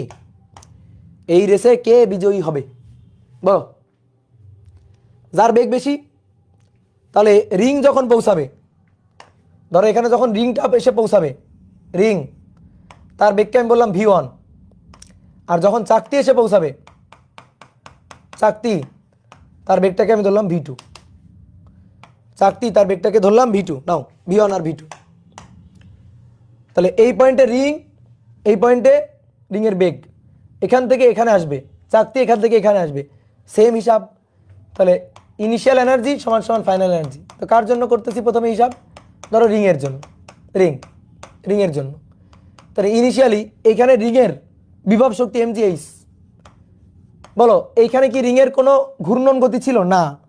রৈখিক গতি ছিল? না। ভি ছিল 0, ওমেগা ছিল 0। এইখানে আসার পরে v1, তাহলে half M V one square আর half I omega square. Okay done. এখানে আপাতত ভি রাখতে পারো, লাস্টে গিয়ে ভি ওয়ান লিখে দিও। আপাতত ভি রাখো, লাস্টে গিয়ে ভি ওয়ান লিখতে পারো, হাফ এম ভি স্কোয়ার। তাহলে এম জি এইচ এটা সমান সমান half M V square half I, I জড়তার ভ্রামক, আই জড়তার ভ্রামক কত হবে রিংয়ের জন্য? রিংয়ের জন্য বলো বলো বলো দেখি কে বলছে? রিংয়ের জন্য কে বলছে বলো? এই বলো বলো বলো, ঘুমাচ্ছ? এম আর স্কোয়ার, ইয়েস এম আর স্কোয়ার রিংয়ের। আর omega V equal to omega R omega equal to V by R, তাহলে V square by R square, R square R square কাটাকাটি। তাহলে ভাই এম জি এইচ আর এখানে হাফ এম ভি স্কোয়ার বা half M V square, তাহলে তো M V square, এইটা এটা কাটাকাটি গেল। তাহলে এবার এটাকে বললাম V one root over GH, root over GH. এইচের মান দেওয়া নেই, লাগবে না, এইচের মান কোনো কাজে লাগবে না, আমরা তো তুলনা করে ফেলবো। এবার আসো, রিং তো হলো, এবার চাকতি। সেম চাকতির জন্য জাস্ট এই জায়গা হবে 1/2 এম আর স্কোয়ার। তাহলে দ্রুত লিখে ফেলি, ই ইনিশিয়াল ই ফাইনাল। তাহলে E initial M G H, E final half M B square plus half I omega square. তাহলে M G H half M V square plus half I 1/2 M R square V square by R square, R square R square কাটা। তাহলে M G H 1/2 1/4, তাহলে 2 inverse plus 4 inverse 3/4। এটা আমি calculator করছি কেন? 3/4 M V square, M M কাটাকাটি, এটাকে বলবো V two root over 4/3 GH, root over 4/3 GH. Okay okay done. Compare করে আসো দেখি কে বড়, রুট ওভার জিএইচ আর রুট ওভার 4/3 জিএইচ। 4 বড় 3-এর চেয়ে, তার মানে এটা বড়, ভি টু বড়, ডিক্স বড়, বোঝা যায়? কম্পেয়ার করো, দেখো V two by V one, তাহলে V two by V one compare করলে রুট ওভার জিএইচ কাটাকাটি, তাহলে পড়ে থাকলো রুট ওভার 4/3। তাহলে অতএব V one V two is greater than V one, অতএব চাকতি বিজয়ী হবে, মেডেল পাবে চাকতি, চাকতি বিজয়ী হবে, কারণ চাকতির বেগ বেশি, সে তাড়াতাড়ি পৌঁছাবে। বুঝতে পারছো? চাকতি ডিক্স। ওকে বুঝতে পারছো? কলম কেন রেখে দিলাম, পড়া শেষ হয়নি, আরো আছে। চেঞ্জ করি, করলাম চেঞ্জ। এটা কত নম্বর গেল? 3 নম্বর, 4 আসো। 4 বলছে একটি মিটার দণ্ড। মিটার দণ্ড মানে কি জানো? 1 মিটার দৈর্ঘ্যের একটি দণ্ড। একটি মিটার দণ্ড কাত হয়ে ধপাস করে পড়ে গেছে, কাত হয়ে পড়ে গেল, কাত হয়ে পড়ে গেল ভূমিতে, ভূমিতে কত বেগে আঘাত করবে? কত কৌণিক বেগে? শুধু বেগ বললে তো আমরা রৈখিক বেগ বুঝি, এখানে বলা হচ্ছে ভূমিতে কত কৌণিক বেগে আঘাত করবে, মানে ওমেগা চাইছে। কৌণিক বেগে আঘাত করবে। মিটার দণ্ডের ভর কত বলে দেয়নি, বাট মিটার দণ্ড মানে 1 মিটার দৈর্ঘ্যের একটা দণ্ড, ঠিক আছে? 1 মিটার দৈর্ঘ্যের একটা দণ্ড। ওকে চলো, 1 মিটার দৈর্ঘ্যের একটা দণ্ড ভূমিতে খাড়াভাবে রাখা ছিল। এই দণ্ডটা কাত হয়ে ভূমিতে ধপাস করে পড়ে গেছে, কাত হয়ে ধপাস করে পড়ে গেছে। এটা কাত হয়ে ধপাস করে পড়ে গেছে, এটা পড়ে গেছে এভাবে। বলো ভাই এদিকে তাকাও, এভাবে যদি ধপাস করে পড়ে ভূমিতে গিয়ে আঘাত করবে না? ঘুরে গেছে না এটা? তাহলে ঘুরে গেলে আঘাত করবে, ভূমিতে পড়লে আঘাত করবে। তো কত কৌণিক বেগে আঘাত করবে ওমেগা বের করতে বসছে। আচ্ছা বলো তো, এই দণ্ডটা যখন এভাবে আসে, এই দণ্ডটা যখন এভাবে আসে, বলো তো এর কোনো বিভব শক্তি আছে কিনা? বলো দেখি, বলো তো এর কোনো বিভব শক্তি আছে কিনা? হ্যাঁ। আচ্ছা কতটুকু বিভব শক্তি বলো তো? কতটুকু বিভব শক্তি বলো? mg/L/2 যদি এর দৈর্ঘ্য L হয়, এর দৈর্ঘ্য যদি হয় L, হ্যাঁ, এর দৈর্ঘ্য যদি L হয় তাহলে mg/L/2, এর দৈর্ঘ্য যদি L হয় তাহলে এটা হবে mg, এর বিভব শক্তি আর কি, পটেনশিয়াল এনার্জি, এটা হবে mg/L/2, মানে ভার কেন্দ্রের সরণ। এটা কাজ ক্ষমতা শক্তি অধ্যায়ের একটা ছোট্ট টপিক। তো অলরেডি তোমাদের কাজ ক্ষমতা শক্তি অধ্যায় তো আর্কাইভে দেওয়া হয়েছে, যারা দেখে নিছো তারা তো দেখে নিছো, যারা দেখে নাওনি তারা একটু খেয়াল করো। শোনো, দেখো আমরা বিভব শক্তি কি জানি, mg/h না? তো এই যে লাঠিটা, এই লাঠিটার সব ভর বিন্দু কি একই উচ্চতায় আছে? দেখো তো, বলো একই উচ্চতায় আছে? এই লাঠির এখানে যে ভর বিন্দুটা তার উচ্চতা 0 ভূমি থেকে, এখানে যে ভর বিন্দুটা তার উচ্চতা এত, এখানে যে ভর বিন্দু তার উচ্চতা এত, এখানে যে ভর বিন্দু তার উচ্চতা এত, এখানে যে ভর বিন্দু তার উচ্চতা সবচেয়ে বেশি। তো এক একটা ভর বিন্দুর উচ্চতা ভূমি থেকে এক এক রকম না? বলো, এক একটা ভর বিন্দুর উচ্চতা ভূমি থেকে এক এক রকম না? এই কারণে এর বিভব শক্তি যদি mg/h বলি তাহলে তো ভুল হয়ে গেল। এর বিভব শক্তি তাহলে কি হবে, ভার কেন্দ্র নিয়ে বলতে হবে। তাহলে mg/L/2, এই যে L/2, mg/h না, mg/L না, mg/L/2, এভারেজটা নিতে হবে, গড়টা নিতে হবে। ওকে, হ্যাঁ, এই দণ্ডের বিভব শক্তি mg/L হইতো কখন জানো? যদি এটা ভূমি, লাঠিটাকে এভাবে রাখা থাকতো, L উচ্চতায় রাখা থাকতো, তাহলে দেখো সকল ভর বিন্দু ভূমি থেকে L উচ্চতায়, তখন হইতো mg/L/2, সরি mg/L হইতো, সরি mg/L হইতো তখন।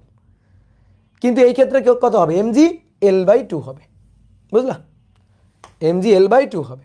তাহলে আসো, এটা হচ্ছে মধ্যবিন্দু, এটা হচ্ছে মধ্যবিন্দু। ওকে, তাহলে এই মধ্যবিন্দুতে দেখো ভূমি থেকে এই মধ্যবিন্দুর উচ্চতা এটা L/2। তাহলে এর বিভব শক্তি দেখো, এইখানে কিন্তু কোনো ঘূর্ণন বেগ নেই, যখন এখানে আছে তখন কিন্তু কোনো ঘূর্ণন বেগটেগ নেই, রৈখিক বেগটেগ নেই, ω0। তাহলে এই পয়েন্টে তার সমস্ত শক্তি পটেনশিয়াল এনার্জি। যখন ঘুরে গেছে তখন এখানে গিয়ে পটেনশিয়াল এনার্জি দেখো এই 0 হয়ে গেছে, তাহলে পটেনশিয়াল এনার্জি 0 হয়ে গেছে, তাহলে সমস্ত শক্তি কি হয়ে গেছে, এই যে কৌণিক বেগে আঘাত করছে, ওমেগা নিয়ে আঘাত করছে, সেই ওমেগার মানটা বের করতে বসে, তাহলে সেটা হচ্ছে গতিশক্তি। বুঝতে পারছো, সেটা হচ্ছে গতিশক্তি। তার মানে বিভব শক্তি কনভার্ট হচ্ছে গতিশক্তিতে। মানে একটা বস্তু ধরো এই উচ্চতা থেকে পড়লো, আমি বললাম ভূমিতে কত বেগে আঘাত করবে এই উচ্চতা থেকে পড়লে, তুমি কি লিখতে 9 টেনে যে বিভব শক্তি mg/h সেটা সমান সমান হাফ mv², তাহলে mm কাটাকাটি, অর্থাৎ b = √2gh লিখতে না? ওই জিনিসটাই তো ভাই, ওটাই তো। তাহলে ওটা কিভাবে আসতেছে, কৌণিক গতিশক্তির মাধ্যমে আসতেছে। ওকে, তাহলে এই অবস্থায় যখন আছে তখন পটেনশিয়াল এনার্জি ইপি, আর এইভাবে ঘুরে পড়ে গেছে, তাহলে গতিশক্তি kinetic energy that is EK, EP সমান সমান ইকে। তাহলে potential energy EP that is mg, বলো তো কি হবে, L/2, আর kinetic energy EK that is half I ω²। অনেকে বলতো ভাই হাফ mv² নেই, এখানে হাফ mv² যোগ করবো না? বলো তো দেখি যোগ করবো কিনা, বলো হাফ mv² যোগ করবো কিনা? না, কারণ এ তো জায়গায় দ্বারায় ঘুরে গেছে, জায়গায় দ্বারায় ঘুরে গেছে, ঘুরতে ঘুরতে দৌড় দিছে নাকি লাঠি? তাহলে জায়গায় দ্বারায় ঘুরে গেছে, তাহলে ভূমিতে যে কৌণিক গতিশক্তি নিয়ে আঘাত করছে সেটা সে পাইছে তার পটেনশিয়াল এনার্জি থেকে, শক্তির সংরক্ষণশীলতা নীতি। কাইনেটিক এনার্জি সেটা আসছে কোত্থেকে, পটেনশিয়াল এনার্জি থেকে। ওকে, তাহলে এবার আসো ওমেগাটা বের করতে বলছে, তাহলে একটু বোর্ডে থাকো, দেখো mg/L/2 হাফ I ω², I জড়তার ভ্রামক, I জড়তার ভ্রামক, তাহলে জড়তার ভ্রামক 1 বাই, বলো কি হবে জড়তার ভ্রামক I কি হবে, দেখি কেমন পারো তোমরা। ইয়েস, 1/3 ml², হ্যাঁ এটা হবে 1/3 ml², 1/3 ml² ω²। কেন 1/3? ভাই এটা প্রান্ত বিন্দু দিয়ে লাঠিটা ঘুরে গেছে, তাই না? দেখো তো লাঠিটা এইভাবে ঘুরে যাবে, তাহলে প্রান্ত বিন্দু দিয়ে ঘুরে পড়ে গেছে না, প্রান্ত বিন্দু ঘুরছে প্রান্ত বিন্দু সাপেক্ষে, তাহলে 1/3 হবে, হয়ে গেল। mm কাটাকাটি, আর এল এর মান তো মিটার দণ্ড মানে 1 মিটার দৈর্ঘ্যের দণ্ড, মিটার দণ্ড মানে 1 মিটার দৈর্ঘ্যের দণ্ড, এটা বুঝে রাখবা। তাহলে এবার আসো মান বসাই, 9.8 মিটার দৈর্ঘ্য, মিটার দণ্ড 1 মিটার দৈর্ঘ্যের, এপাশে 1/3 × 6 L² মানে 1² ω²। তাহলে অতএব ওমেগা ইকুয়াল টু 9.8/2 গুণ 6 রুট অ্যান্সার কত আসছে ভাই, 5.422। দেখো তো দেখো তো এ তো আসছে কিনা, বলো দাদা কেমিস্ট্রি ক্লাস আছে? কেমিস্ট্রি ক্লাস ভাইয়া, কেমিস্ট্রি ক্লাস, কেমিস্ট্রি ক্লাস তো থাকবে। রেকর্ড করো, একটু পরে যাই রেকর্ড করো, দাঁড়াও আর একটু পরে। কার কেমিস্ট্রি ক্লাস আছে? সবার? নোবেল স্যারের? কোন নোবেল স্যার? অভিদত্ত তুষার? অভিদত্ত তুষার নাকি নাকি শুভ্র? কে নিবে কেমিস্ট্রি ক্লাস? কে নিবে বলো? এই আমি পড়াবো একটু পরে কেমিস্ট্রি, থামো, আমি পড়াবো এখন। এখন কেমিস্ট্রি আমি পড়াবো, লেখো কেমিস্ট্রি কোন অধ্যায়, কোন অধ্যায় পড়াবো বলো, শুরু করবো কোন অধ্যায় বলো?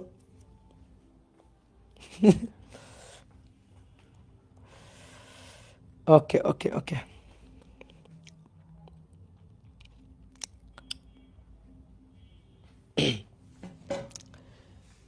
5 নম্বর লিখো। একটি নিরেট গোলক, নিরেট গোলক ঘর্ষণহীন তলে গড়িয়ে চলছে। ঘর্ষণহীন তলে গড়িয়ে চলছে। এর বেগ সর্বনিম্ন কত হলে, বেগ সর্বনিম্ন কত হলে তা বি বিন্দুতে পৌঁছাতে পারবে? বিতে পৌঁছাতে পারবে, তা বিতে পৌঁছাতে পারবে। একটা চিত্র আঁকা আছে, এটা হচ্ছে সমতল, সমতল, এই একটু হেলানো তল, এই তাহলে এটা ছিল এ আর এটা হচ্ছে বি। এ থেকে বিতে পৌঁছাবে একটা নিরেট গোলক, একটা নিরেট গোলক, এই হচ্ছে নিরেট গোলকটা। কত বেগে গড়ালে, এই যে ভি এর মানটা বের করতে বলছে, ভি মিনিমাম, ন্যূনতম ভি বেগের মানটা, এটা কত হলে এই বি বিন্দুতে পৌঁছাইতে পারবে? এই হাইটটা আমাদের বলে দিছে, এই হাইটটা হচ্ছে 7 মিটার, এই হাইটটা হচ্ছে 7 মিটার, এটা আমাদের বলে দেওয়া আছে। ওকে, এই হাইটটা 7 মিটার, এই দেখো কেমিস্ট্রি, ঠিক আছে, এই হাইটটা হচ্ছে 7 মিটার, তাই না? এটা কেমিস্ট্রি তো। তো তোলো ম্যাথটা, তোলো সুন্দর করে।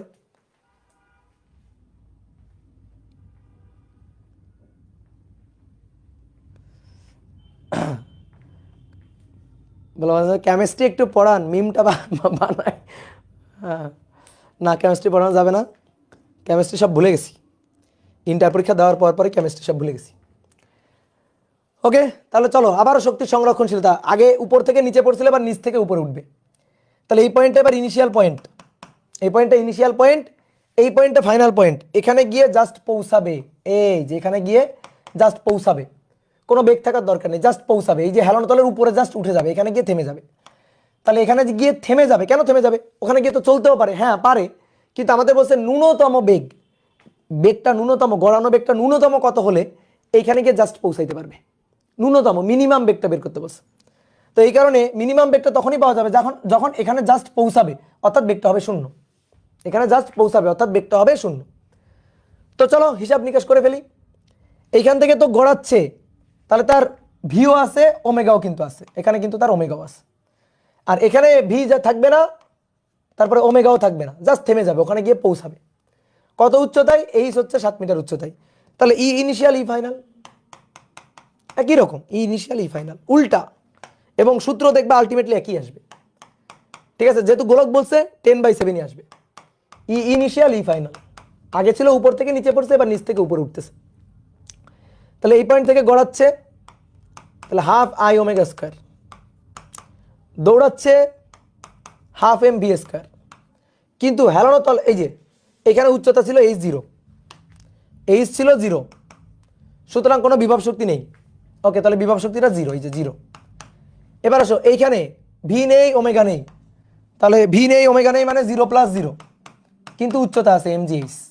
এবার ভি নেই, ওমেগা নেই মানে, তার মানে আমাদের বলছে মিনিমাম বেগ কত হলে এখানে জাস্ট পৌঁছাবে, পৌঁছায় জাস্ট থেমে যাবে, শেষ। এবার গোলক, তাহলে 1/2 I 2/5 mr স্কয়ার। এবার V equal to omega, omega equal to v/r, তাহলে v square by r square plus half M V square equal to mgh এবার 2 আর 2 কাটা, ঠিক আছে, r² কাটা 1/5 1/2, তাহলে নিচে 10 উপরে 7, 7/10 mv² ইকুয়াল টু mgh। দেখো সেম জিনিস, কাটাকাটি, মিনিমাম বেগ ভি বের করতে হবে √10gh ডিভাইডেড বাই 7।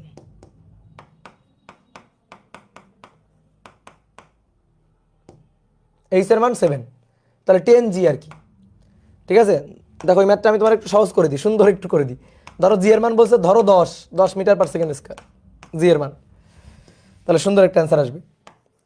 7 কাটা, জি এর মান 10, 10 গুণ 10, 10 গুণ 10, তার মানে 10, বুঝলা?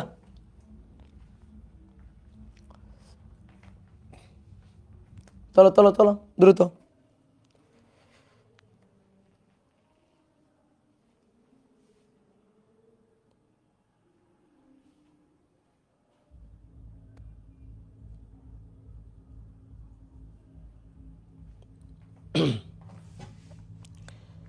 চেঞ্জ করলাম। কত নম্বর এটা? 5, 6 লিখো। 20 সেন্টিমিটার ব্যাসার্ধ বিশিষ্ট একটি চাকতি, 5, 6 হবে, সরি,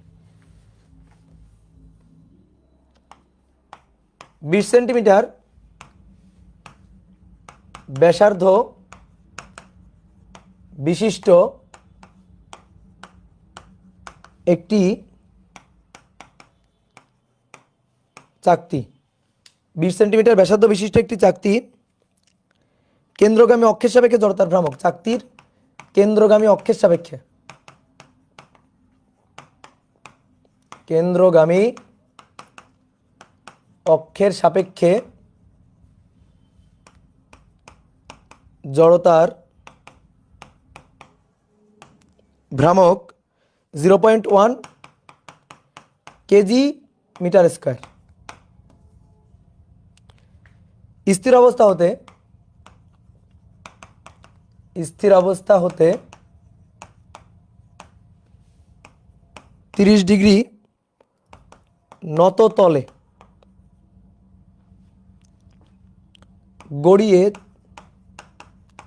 গড়িয়ে 2 মিটার নামার পর কৌণিক বেগ কত হবে? 2 মিটার নামার পর কৌণিক বেগ কত হবে?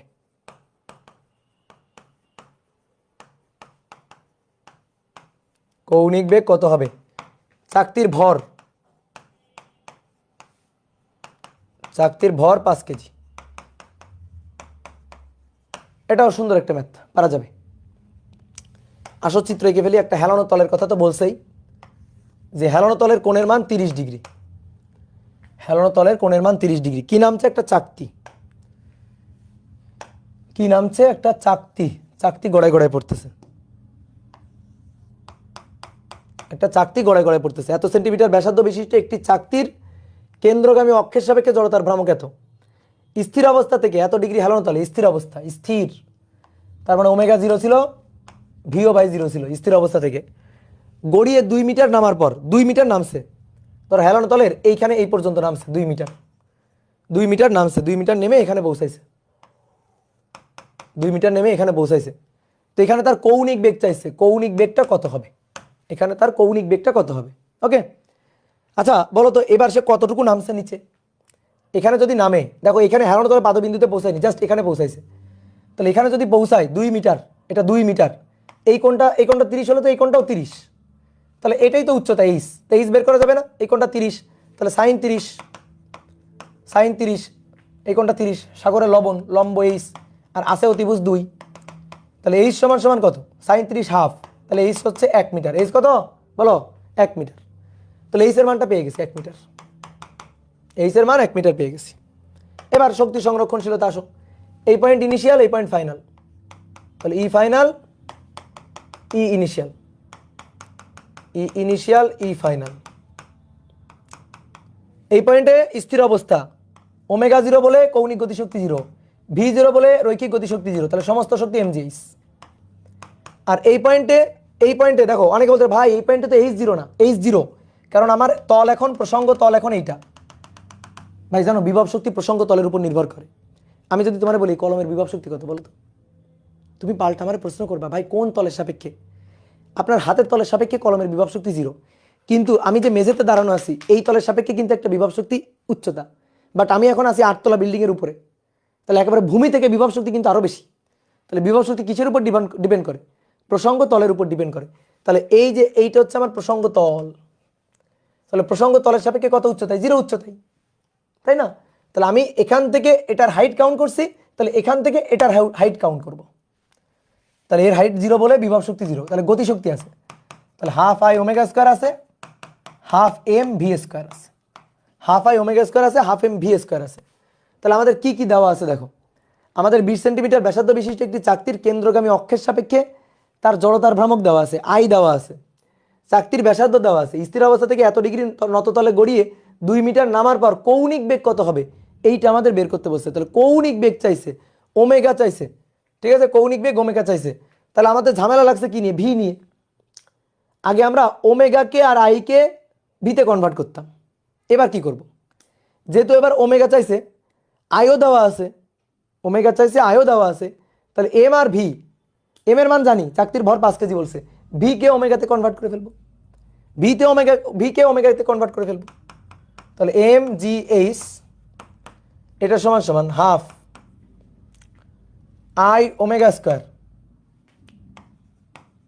Plus half M V equal to omega R, তাহলে omega square R square, V equal to omega R, omega square R square, মান বসে দেবো এবার মান বসে দিবা। তাহলে এম এর মান 5, জি এর মান 9.8, এইচ এর মান 1, হাফ আই জড়তার ভ্রামক কই 0.1, ওমেগা স্কোয়ার, ওমেগাটাই বের করতে চাই, হাফ, আচ্ছা ওমেগা স্কোয়ারটা কমন নিয়ে নিই, ওমেগা স্কোয়ারটা কমন নিয়ে নিই, হাফ এম, এম এর মান 5 কেজি, আর স্কোয়ার 20 সেন্টিমিটার ব্যাসার্ধ 0.20 তার স্কোয়ার, ঠিক আছে, এর সাথে গুণ কত? এম, ঠিক আছে, আমরা এমটাকে সরি ওমেগা, ওমেগা স্কোয়ারটাকে বাইরে নিয়ে নিলাম, তাহলে এখান থেকে ওমেগার মানটা পাবো 5 গুণ 9.8 এত ভাগ 0.5 ইন্টু 0.1, তার সাথে যোগ 0.5 ইন্টু 5 ইন্টু 0.20 তার স্কোয়ার, রুট অ্যান্সার। দেখো তো 70/3 23.33 আসে কিনা? 23.33, এটা তোমাদের প্র্যাকটিস শিটের প্রবলেম। এত রেডিয়ান পার সেকেন্ড, দেখো এটা আসছে কিনা।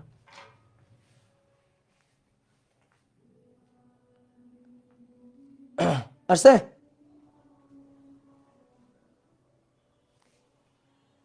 বলো বলো বলো কি ব্যাপার?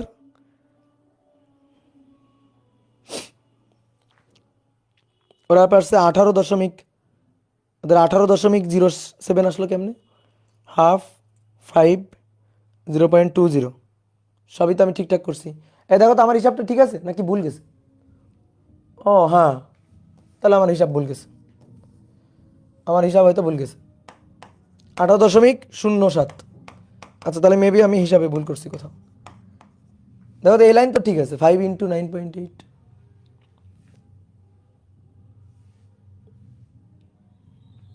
হ্যাঁ ঠিক আছে। আবার করেন, হ্যাঁ আবার করলে মিলে যাবে, আবার করলে মিলে যাবে, বুঝলা, আবার করলে মিলে যাবে। আচ্ছা দাঁড়াও, আমি একটু রাফ করব, তোমরা কেউ দেখবা না, তোমাদের দেখাবো না, একটু রাফ করব।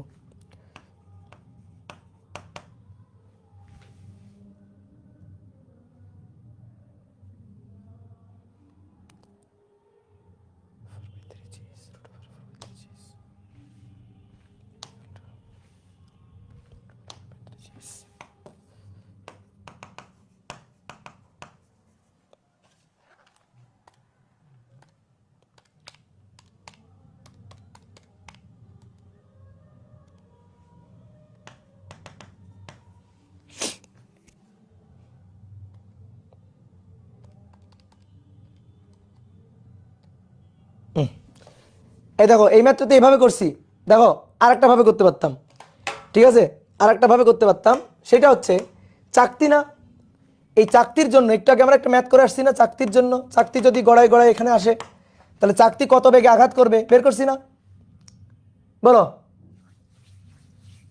ঠিক আছে, চাকতি কত বেগে, চোখ বন্ধ করা লাগবে না, এখন চোখ খোলো, চোখ বন্ধ করা লাগবে না, এখন চোখ খোলো। চাকতি কত বেগে আঘাত করবে এটা আমরা বের করছি, কিন্তু চাকতির জন্য √4/3 GH, দেখো কই, এই যে এই যে √4/3 GH বের করছে না, ওকে। তাহলে তুমি তোমার কৌণিক বেগ ওমেগা বের করতে বলছো তো, আচ্ছা দরকারই নাই, আমার ওমেগা জানার দরকারই নাই, আমার ওমেগা বের করার দরকার নেই, আমি ভি বের করব, আগের ম্যাথ করব। তাহলে ভি বের করলে কি পাবো, √4/3, এটা 4/3 জি 9.8, আর এইচ এর মান 1 মিটার, ওই যে, ঠিক আছে, এইচ এর মান 1 মিটার। তাহলে √ কি যে লাগাইছে, এত সুখ কেন মানুষের মনে বলো তো, এত মিটার/সেকেন্ড, এটা হচ্ছে ভি, ওকে, ঠিক আছে, এটা হচ্ছে ভি।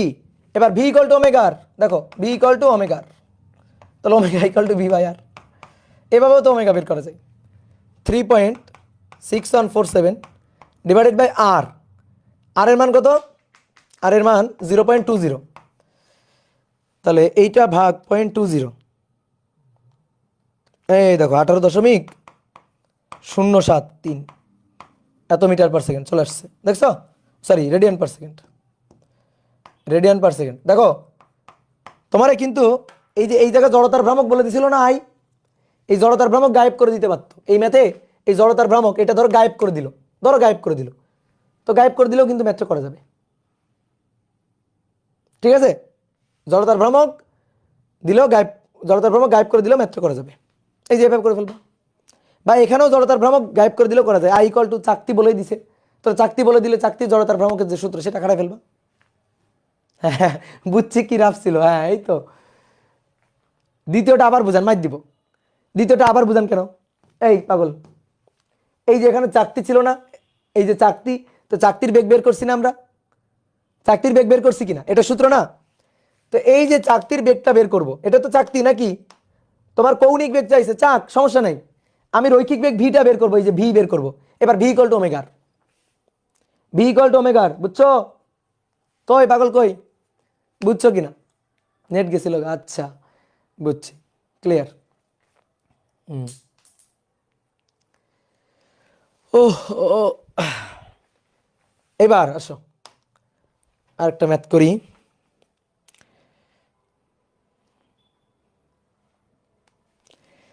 তোমাদের প্র্যাকটিস শিটেরই ম্যাথ, বিশাল কথাবার্তা লিখছে, 6,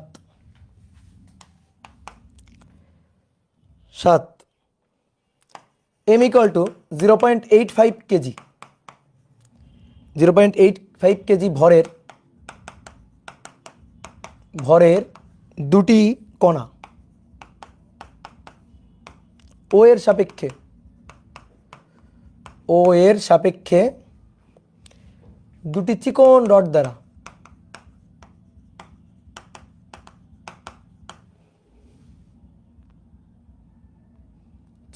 দ্বারা যুক্ত ও বিন্দুগামী অক্ষের সাপেক্ষে ঘুরতে পারে, ও বিন্দুগামী অক্ষের সাপেক্ষে ঘুরতে পারে, ও বিন্দুগামী অক্ষের সাপেক্ষে ঘুরতে পারে। রডদ্বয়ের প্রত্যেকটার দৈর্ঘ্য d 5.6 সেন্টিমিটার, রডদ্বয়ের প্রত্যেকটার ভর 1.2 কেজি। এই সম্পূর্ণ ব্যবস্থার কৌণিক বেগ 0.30 রেডিয়ান/সেকেন্ড, ও এর সাপেক্ষে জড়তার ভ্রামক ও কৌণিক গতিশক্তি আর কি, ও এর সাপেক্ষে জড়তার ভ্রামক ও গতিশক্তি নির্ণয় করো। খুবই সহজ একটা কোশ্চেন, একটু চিত্রটা ভয়ানক কিন্তু কিছুই না আসলে। দেখো এইটা হচ্ছে ও বিন্দু, এই বিন্দুটা হচ্ছে ও বিন্দু। এবার এই ও বিন্দুর সাপেক্ষে ঘুরবে, তো ও বিন্দুতে এখানে দুইটা, এই যে এই একটা রড আর এই একটা রড, দুইটা রড দ্বারা, চিকন চিকন দুইটা রড দ্বারা দুইটা ভর বস্তু আছে, এই একটা ভর আর এই একটা ভর সংযুক্ত করা আছে। দুইটা চিকন চিকন রড দ্বারা দুইটা ভর সংযুক্ত করা আছে। এই ও এর সাপেক্ষে এইভাবে ঘুরতে পারে, ও এর চারপাশে এভাবে ঘুরতে পারে। কত কৌণিক বেগ নিয়ে? 0.30 রেডিয়ান পার সেকেন্ড, এই কৌণিক বেগ নিয়ে ঘুরতে পারে। তো এখন আমাদের বলছে এই সিস্টেমটার, এই যে ও বিন্দুর সাপেক্ষে, এই যে ও বিন্দু হচ্ছে ঘূর্ণন অক্ষ, ও বিন্দুর সাপেক্ষে এই সিস্টেমটার জড়তার ভ্রামক বের করো এবং ও বিন্দুর সাপেক্ষে এই সিস্টেমটার কৌণিক গতিশক্তি বের করো। জড়তার ভ্রামক এবং কৌণিক গতিশক্তি, ভাই সহজ জিনিস তো। জড়তার ভ্রামক বের করতে হবে, এটার জড়তার ভ্রামক বের করতে হবে। তাহলে এইটা যদি আমার অক্ষ হয়, তো আমি যদি এর জড়তার ভ্রামক বের করি, তাহলে এইটা একটা বিন্দু ভর, এইটা একটা বিন্দু ভর, এর জন্য জড়তার ভ্রামক I1, এর জন্য জড়তার ভ্রামক I2, আর পুরো লাঠিটার জড়তার ভ্রামক, পুরো লাঠির দৈর্ঘ্য কিন্তু এই পুরোটা, এইটা মিলে কিন্তু একটা লাঠি হয়ে গেছে। তাহলে তখন এটা ডি আর এটা ডি, মানে 2D। তাহলে লাঠিটার জন্য জড়তার ভ্রামক, লাঠিটার জন্য জড়তার ভ্রামক হচ্ছে I3। তাহলে আমি যদি টোটাল জড়তার ভ্রামক চাই, এই সিস্টেমটার টোটাল জড়তার ভ্রামক চাই, তাহলে এই বিন্দু ভরের জড়তার ভ্রামক I1, এই বিন্দু ভরের জড়তার ভ্রামক I2 এবং লাঠিটার জড়তার ভ্রামক I3। এবার আসো, খুব ভালো করে খেয়াল করবা, এর ভর হচ্ছে 0.85 কেজি, এরও ভর 0.85 কেজি। বলছে এত কেজি ভরের দুটি কণা ও এর সাপেক্ষে দুটি চিকন রড দ্বারা যুক্ত, এই যে চিকন রড দ্বারা যুক্ত, ও বিন্দুগামী অক্ষের সাপেক্ষে ঘুরতে পারে এবং ও বিন্দুগামী অক্ষের সাপেক্ষে পুরো সিস্টেমটা ওমেগা এত কৌণিক বেগ নিয়ে ঘুরছে। লাঠি দুইটার দৈর্ঘ্য যথাক্রমে 5.6 সেন্টিমিটার, এই যেটা 5.6 সেন্টিমিটার, এইটাও 5.6 সেন্টিমিটার, ওকে 5.6 সেন্টিমিটার। তাহলে আমাদের জড়তার ভ্রামক বের করতে হবে। তাহলে বোর্ডে দেখো, বিন্দু ভরের জড়তার ভ্রামকের সূত্র কি? mr²। বিন্দু ভরের জড়তার ভ্রামক mr², আর লাঠির জড়তার ভ্রামক এখান থেকে এটা প্রান্ত, তাহলে 1/3 ml², 1/3 ml²। আমি কিন্তু সূত্র লিখলাম, এই দুইটা মেলে 2mr² করে দিও না, আমি দুইটার জন্য যা সূত্র লিখছি। এবার আসো এম এর মান 0.85 কেজি, 0.85, আর এর মান 5.6 সেন্টিমিটার, তাহলে 5.6 ইন্টু 10⁻², তার স্কোয়ার। এর সাথে কিন্তু 2 গুণ করে দেওয়া যাবে না, এর সাথে 2 গুণ করে দেয়, কারণ এইটা আর এইটা একই না, আর আলাদা। কিন্তু আমি খালি সূত্র লিখছি, অনেকে বলতে ভাই আপনি আর কেন একই লিখছেন, আর একই লিখি না, আমি তার সূত্র লিখছি। এইবার আসো এর জন্য, এখান থেকে এই দূরত্বটা 5.6, তাহলে 0.85, তাহলে 5.6 যোগ 5.6 বা 2 দিয়ে গুণ করে দিতে পারো, 11.2 এত গুণ 10⁻², তার স্কোয়ার। 1/3 m লাঠির জন্য, এই লাঠিটা আর এই লাঠিটা মিলে দুইটা লাঠি, লাঠির ভর প্রত্যেকটার 1.2 কেজি, তাহলে 1.2 প্লাস 1.2 টোটাল ভর, তাহলে 1/3 m হয়ে গেল L²। L হচ্ছে 5.6, তাহলে 5.6 প্লাস 5.6 11.2 গুণ 10⁻², তার স্কোয়ার। শেষ। ভাই দুইটা যোগ করা কেন হইল? লাঠিটা তো এইটুকু একটা লাঠি, এইটুকু একটা লাঠি, দুইটা লাঠি না, তো দুইটা লাঠি মিলে তো একটা বড় লাঠি, দুইটা লাঠি মিলে একটা বড় লাঠি না। ধরো একটা কলম, এর সাথে আরো একটা কলম, তাহলে দুইটা কলম মিলে একটা বড় কলম না? বুঝলা? রড দুইটা তো আলাদা আলাদা, হ্যাঁ আলাদা আলাদা, কিন্তু এটা তো একটা কণা, জাস্ট একটা কণা, ছোট্ট একটা কণা, বুঝতে পারছো? এর ছোট্ট একটা কণা, এর তো ব্যাসার্ধ দেওয়া নেই, তো এই কারণে দুটো লাঠি মিলে মানে এর দৈর্ঘ্য, এর যে ব্যাসটা, এটা অতি নগণ্য। ঠিক আছে?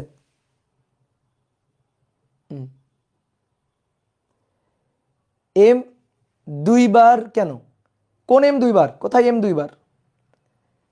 দেখো আলাদা আলাদা করে চিন্তা করো না। এর জড়তার ভ্রামক, এটা সহজ জিনিস। এর জড়তার ভ্রামক বের করো, বলো এর জড়তার ভ্রামক। বিন্দু ভর, তাহলে mr², এর ভর কত? 0.85, এর দূরত্ব কত? এই যে এভাবে যদি ঘুরতে থাকে দূরত্ব কত? 5.6, সেটা নিছি। এবার আসো এর জন্য, তাহলে এর ভর কত? 0.85, এবং এর দূরত্ব কত? ঘূর্ণন অক্ষ থেকে এর দূরত্ব কত? 5.6, এই যে যোগ করছি, ওকে, এইবার আসো, এইটা একটা লাঠি আর এটা একটা লাঠি, দুইটা মিলে একটা বড় লাঠি। তাহলে একটা বড় লাঠি প্রান্ত বিন্দু দিয়ে ঘুরতেছে, এই যে বড় লাঠি একটা প্রান্ত বিন্দু দিয়ে ঘুরতেছে, তাহলে 1/3 ml স্কয়ার। তাহলে এই লাঠির জন্য লাঠির ভর নিলাম, যোগ করলাম। ওকে, লাঠির ভর নিয়ে যোগ করলাম। তাহলে এখান থেকে তুমি যদি হিসাব করে মান বের করো, কত আসবে বলো তো আমার এখানে? না, হিসাব করো, মান বের করছো কেউ? ফার্স্ট দুইটা দিলেই মোট হয়ে যায় না? ফার্স্টের দুইটা কোনটা? ফার্স্টের দুইটা দিলে মোট হয়ে যায় কোনটা কোনটা? লাস্টে ফুল লাঠি হলো কেন? আরে লাঠি ঘুরবে না, লাঠির ভর আছে না। আমি এইটা নিব আর এইটা নিব, এই বিন্দু নিব এই বিন্দু নিব, তো লাঠি কি হবে? লাঠিরও তো ভর আছে, বোঝো নাই?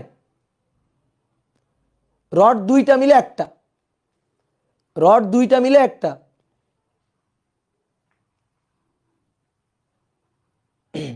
রড দুইটা তুমি আলাদা আলাদা করে হিসাব করবা, একই জিনিসই হবে। আলাদা আলাদা করে হিসাব করলে তোমার একই জিনিসই হবে। তাহলে রড দুইটা মিলে একটা হয়ে গেছে রড। তাহলে এখান থেকে জড়তার ভ্রামক কেউ একজন মান বলো। 0 পয়েন্ট, হুদাই ক্যাচার লাগাইছু, হ্যাঁ 0.02336, তাই না? 0.02336।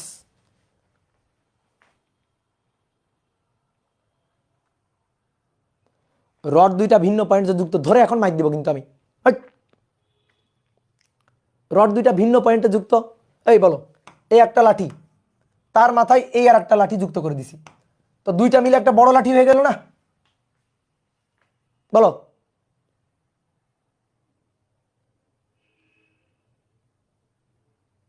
দুইটা মিলে একটা বড় লাঠি হয়ে গেল না? তো জড়তার ভ্রামক কত হবে? এই আচ্ছা বলো, এই একটা লাঠি, এর জড়তার ভ্রামক বলো, বলো এই লাঠির জড়তার ভ্রামক, এই লাঠির দৈর্ঘ্য এল, বলো জড়তার ভ্রামক, ভর এম, তাহলে 1/3 ml স্কয়ার। ওকে, ডান ডান। আচ্ছা, এই আর একটা লাঠি, এইবার এই লাঠির জড়তার ভ্রামক বলো, এই অক্ষ, এটা অক্ষ, এই লাঠির জড়তার ভ্রামক বলবা, এই অক্ষ, এই লাঠির দৈর্ঘ্য এল, ভর এম, জড়তার ভ্রামক বলবা। তাহলে এইটা নাই, এটা বাদ, এটার আগে বাদ দিই, এইটার আগে বাদ দিলাম। নাও এই অক্ষের সাপেক্ষে ওই লাঠির জড়তার ভ্রামক বলবা। কেমনে বের করবা? মধ্যবিন্দু, মধ্যবিন্দু সমান্তরাল অক্ষ উপপাদ্য, মধ্যবিন্দু দিয়ে জানি কত? এই মধ্যবিন্দু দিয়ে জানি 1/12 ml স্কয়ার, ডান। 1/12 ml স্কয়ার, ডান। এবার এইটুকু কত? L/2, আবার এইটুকু কত? L। তাহলে এই লাঠির ভর কত? m। এই দুই অক্ষের মধ্যকার লম্ব দূরত্ব L + L/2, L + L/2 তার স্কয়ার, ঠিক আছে? তাহলে L + L/2 মানে 1 + 1/2, 3/2, তাই না? 3/2, 2 2, হ্যাঁ 3/2। তাহলে 3 × 9/4, তাহলে 1/3, সবগুলো যোগ করতেছি, 1/3, 1/12, 1/3 যোগ 1/12 যোগ 1 নিচে 2 উপরে 3, 9/4, তাহলে 9/4,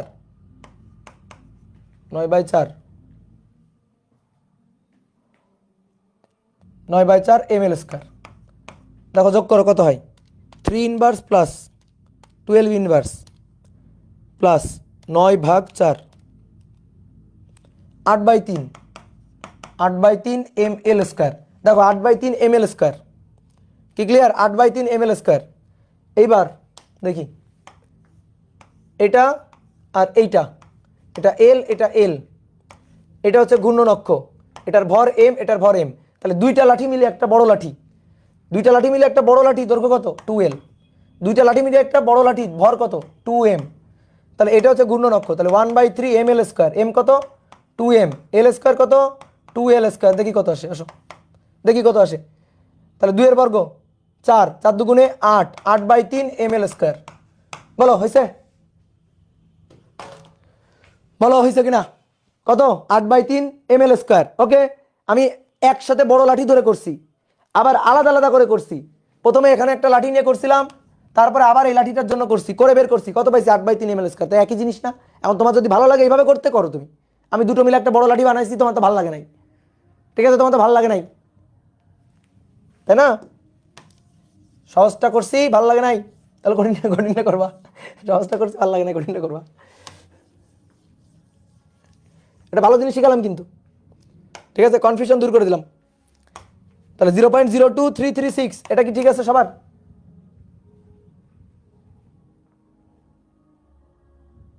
এটা কি সবার ঠিক আছে? এটার হিসাব কি ঠিক আছে বলো তো? ঠিক। আচ্ছা, এত KG metre square.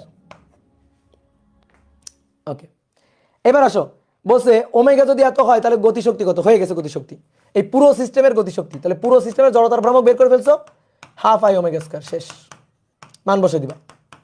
Half I এর মান 0.02336। এবার ওমেগা স্কয়ার, ওমেগা হচ্ছে 0.30 এটার স্কয়ার,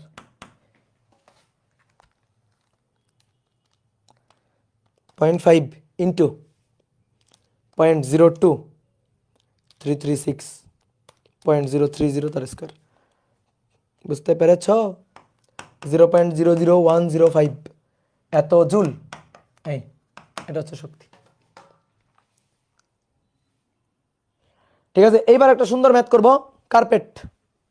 হ্যাঁ এই তো, এই যে একজন কমেন্ট করছে, এই করাবো দাঁড়া, করাবো রে করাবো। হ্যাঁ চলো, 8 নম্বর। এম ভরের একটি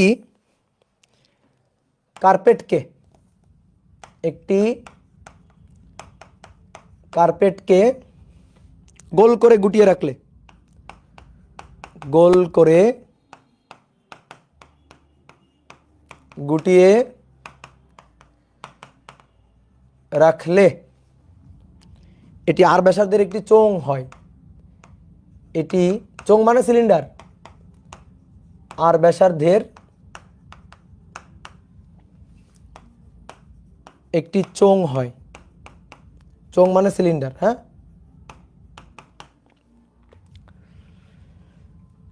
এই অবস্থায়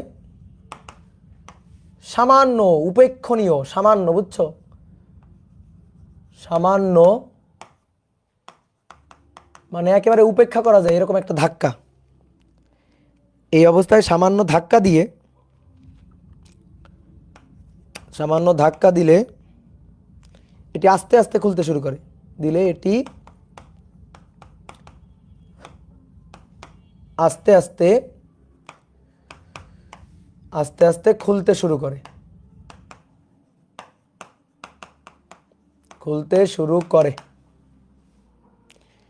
চোঙের ব্যাসার্ধ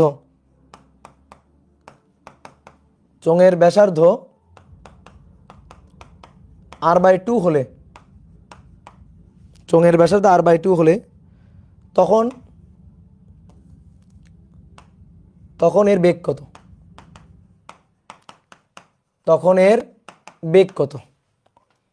তখন এর অক্ষের বেগ কত, মানে বেগ কত আর কি। ঠিক আছে, এটা হচ্ছে সুন্দর একটা কোশ্চেন। শোনো, বাসায় কার্পেট আছে না? ধরো কার্পেট গোল করে রেখে দিছো, এরকম ধরো, দেখো, এই যে দেখো একটা কার্পেট, এই কার্পেটটা এরকম গোল করে রেখে দেওয়া হয়েছে, এইভাবে। তাহলে এইভাবে রেখে দিলে এটা চোঙের মতো হয়েছে, একটা সিলিন্ডার। দেখো, একটা সিলিন্ডার, একটা চোঙ, ঠিক আছে, চোঙ। হালকা করে ধাক্কা দেওয়া হয়েছে কেন? এই যে সামান্য একটু ধাক্কা না দিলে খুলবে না তো, এটার একটু সামান্য ধাক্কা দিবা, গড়াইতে থাকবে, এরকম সামান্য একটু ধাক্কা দিবা, এভাবে গড়াই খুলে যাবে, বুঝলা? তো এরকম একটা চোঙ, তো এই চোঙটা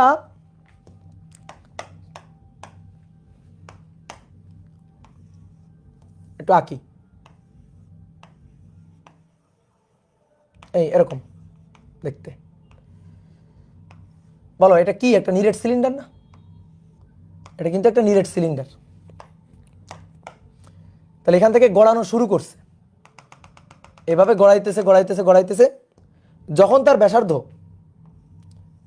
ব্যাসার্ধ এখানে যে ব্যাসার্ধ এটা আর, তার অর্ধেক হয়ে গেছে, r/2। যখন তার ব্যাসার্ধ হয়ে গেছে r/2,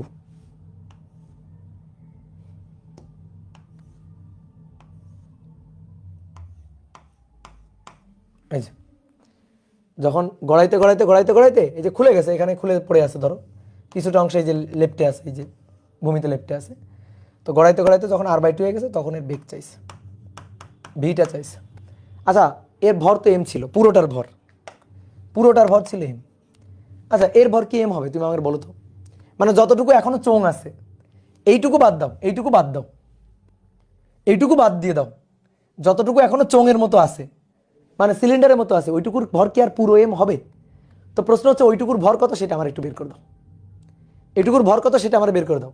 ধরো এর হাইটটা হচ্ছে l, এর হাইটটা হচ্ছে মানে দৈর্ঘ্যটা হচ্ছে h/l। তাহলে আমরা দেখো তো এইটা বলতে পারি কিনা ঐকিক নিয়মে। এর আয়তন কত? সিলিন্ডার কিন্তু দেখো নিরেট সিলিন্ডার কিন্তু, তাহলে এর আয়তন হচ্ছে পাই r স্কয়ার, পাই বড় হাতের r স্কয়ার h মানে l আর কি, যেহেতু l ধরছি। তাহলে এর ভর হচ্ছে বড় হাতের m। তাহলে অতএব একক আয়তনের ভর হচ্ছে বড় হাতের m divided by pi r square l। অতএব এটার আয়তনের ভর, এটার আয়তন কত? এটার আয়তন হচ্ছে পাই r/2 স্কয়ার l। এই আয়তনের ভর হচ্ছে m পাই r স্কয়ার l গুণ পাই r স্কয়ার ডিভাইডেড বাই 2 দুগুণে 4 ইন্টু l। তাহলে এবার কাটাকাটি করো, আসো কাটাকাটি করো, পাই পাই কাটাকাটি, r স্কয়ার কাটাকাটি, l কাটাকাটি। তাহলে এটার ভর হচ্ছে বড় হাতের m ডিভাইডেড বাই 4। অর্থাৎ এর ভর যদি বড় হাতের m হয়, এর ভরটুকু হচ্ছে বড় হাতের m ডিভাইডেড বাই 4। এটুকু সবাই বুঝছো কিনা বলো? এইটুকু সবাই বুঝছো কিনা? ভরটা বের করা, ঐকিক নিয়ম করে ভর বের করছি। এর আয়তন পাই r স্কয়ার l, তার ভর হচ্ছে বড় হাতের m। তাহলে এর আয়তন কত? পাই r/2 স্কয়ার ইন্টু l। তাহলে এর ভর কত হবে? ঐকিক নিয়ম করে বের করলাম। ঠিক আছে, ঐকিক নিয়ম করে বের করলাম। তখনও তো জিনিসটা কার্পেটই থাকবে, m এক না কেন? ওই যে আমি তোমার বললাম না, এইটুকুর কথা বাদ দাও, এইটুকু তো চোং নেই। চোং যতটুকু আছে, ঠিক আছে, চোং যতটুকু আছে এইটুকু তো মেলে গেছে, ওইটুকু তো আর চোং নেই। তাহলে ওটুকু বাদ দিয়ে চোং যতটুকু আছে, সিলিন্ডার যতটুকু আছে ততটুকুর ভর। দেখো তো এইটুকু কি গড়াচ্ছে না তো, গড়াচ্ছে এইটা গড়াচ্ছে, গড়াইতে গড়াইতে সামনে যাচ্ছে, বেগ চেঞ্জ হচ্ছে। তাহলে যে অবস্থায় r/2 ব্যাসার্ধ সেই পয়েন্টে তার ভর কত সেটা বের করছি আমরা, বুঝতে পারছো? সেই পয়েন্টে তার ভরটা আমরা বের করছি। তো এইবার আমাদের কি লাগবে? এইবার আমাদের লাগবে এটা কি? এবার আমাদের বলতেছে এই পয়েন্টে আমাদের বেগটা দরকার, আমরা এই পয়েন্টে বেগটা বের করতে চাই। তাহলে আমরা শক্তির সংরক্ষণশীলতা নীতি খাটাবো, আসো বোর্ডে দেখো, শক্তির সংরক্ষণশীলতা নীতি। তাহলে এই অবস্থায় শক্তি, দেন এই অবস্থায় শক্তি, এখান থেকে কেবল ধাক্কা দিছি। তাহলে এখানে না আছে কোনো ভি, না আছে কোনো ওমেগা, কিন্তু এখানে ভি আছে, ওমেগা আছে, ভি আছে, ওমেগা আছে, কিন্তু ওমেগা আমাদের বের করতে বলে না, আমাদের ভি বের করতে বলছে। তাহলে লিখবা না কেউ, ভালো করে শোনো। ইনিশিয়াল ফাইনাল, আসো ইনিশিয়াল সমান সমান ফাইনাল। বলো তো এটা কেমন বস্তু দেখি, কে বলতে পারো কেমন বস্তু? নিরেট সিলিন্ডার, মাঝখানে কিন্তু নিরেট, ফাঁকা না, শুধু সিলিন্ডার না, নিরেট সিলিন্ডার। ওকে, তাহলে ইনিশিয়াল যখন এই পয়েন্টে আছে তখন তার বিভব শক্তি একটু আগে আমি তোমাদের শিখাইছি। বলো ভূমিতে পড়ে আছে, বলো তো এর বিভব শক্তি কত দেখি, কে বলতে পারে? এর বিভব শক্তি কি mg পুরো আর হবে? একটা সরু সুষম দণ্ড শিখাইছিলাম আজকে, এই যে সরু সুষম দণ্ড, এর কি mg পুরো l হয়েছিল? না, তাহলে mg পুরো l হয়নি, mg l/2। তাহলে এর কত হবে? mg r/2 হবে, এর r। তাহলে ভার কেন্দ্র কোথায় আছে? এইখানে। তাহলে ভার কেন্দ্র ভূমি থেকে কত দূরে আছে? r/2 দূরে। ভার কেন্দ্রের স্মরণ নিবা সবসময়, এই যে ভার কেন্দ্র এখানে আছে মাঝখানে, এই যে মিডিল পয়েন্টে ভার কেন্দ্র। তাহলে ভার কেন্দ্র ভূমি থেকে কত উচ্চতায় আছে? r/2 উচ্চতায়। তাহলে mg, m হচ্ছে বড় হাতের m, g r/2 বিভব শক্তি, গতিশক্তি 0 + 0। বাট এই পয়েন্টে আসো, এই পয়েন্টে আসো, এটার প্রথমে আসো। বিভব শক্তি আছে কিনা বলো, বিভব শক্তি আছে কিনা? ইয়েস, এর বিভব শক্তি আছে। 0 না, আছে। এর ব্যাসার্ধ কত? r/2। তাহলে ভার কেন্দ্র থেকে উচ্চতা কত? r/4। তাহলে m কত, ভর কত? m/4। দেখো ভালো করে খেয়াল করো, ভর হচ্ছে m/4, জি ভার কেন্দ্রের সরণ, r/2 হচ্ছে ব্যাস। তাহলে ব্যাসার্ধ মানে ভার কেন্দ্রের সরণ, তাই না? বলছে না যে আর ব্যাসার্ধের একটি চোঙ হয়, এই অবস্থায় সামান্য ধাক্কা দিলে এটি আস্তে আস্তে খুলতে শুরু করে, চোঙের ব্যাসার্ধ r/2 হলে, ও sorry sorry sorry sorry sorry sorry R তো ব্যাসার্ধ বলে দিছি, আমি তো ব্যাস বসাই দিছি, দেখি।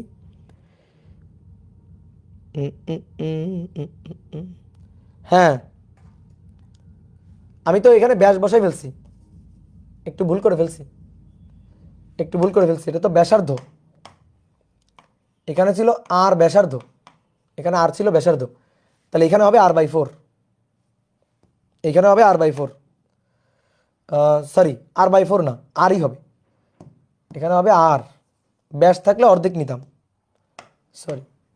এই যে এম জি ভার কেন্দ্রের উচ্চতা মানে ব্যাসার্ধ আর, ঠিক আছে, আর ঠিকই আছে, আরই হবে। হ্যাঁ, আমি ব্যাস ধরে ফেলছিলাম, তাহলে ব্যাস নিলে ব্যাসের অর্ধেক নিতাম, কিন্তু ব্যাস তো না, এটা তো ব্যাসার্ধ, এটা তো আমি খেয়াল করি নাই। এই যে আর ব্যাসার্ধের, আর তারপরে ব্যাসার্ধ r/2, আমি ব্যাস ভেবে নিছি, দেখো ব্যাস ধরে করতেছিলাম, তোমরা বলবা না যে ভাই আপনি ব্যাস ধরে করতেছেন, এটা ব্যাস ধরে তো করা যাবে না। তাহলে এবার এইটুকু কত, r/2, তাহলে ভার কেন্দ্রের সরণ এই যে r/2 হচ্ছে ভার কেন্দ্রের সরণ, তাহলে এখানে ভর হচ্ছে m/4 g, তাহলে এখান থেকে ভার কেন্দ্র পর্যন্ত দূরত্ব কত, r/2।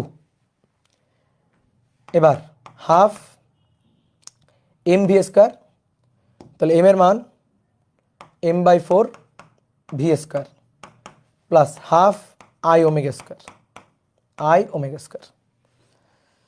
তাহলে এম, অনেকে বলতে ভাই এইটুকুর যে নিলেন না, ওইটুকুর তো জিরো হয়ে গেছে, ওর বিভব শক্তিও জিরো, গতিশক্তিও জিরো হয়ে গেছে, ঠিক আছে, এইটুকুর বিভব শক্তিও জিরো, গতিশক্তিও জিরো হয়ে গেছে, মাটিতে মিশে গেছে, তো এই কারণে ওইটুকু আর নিলাম না। তাহলে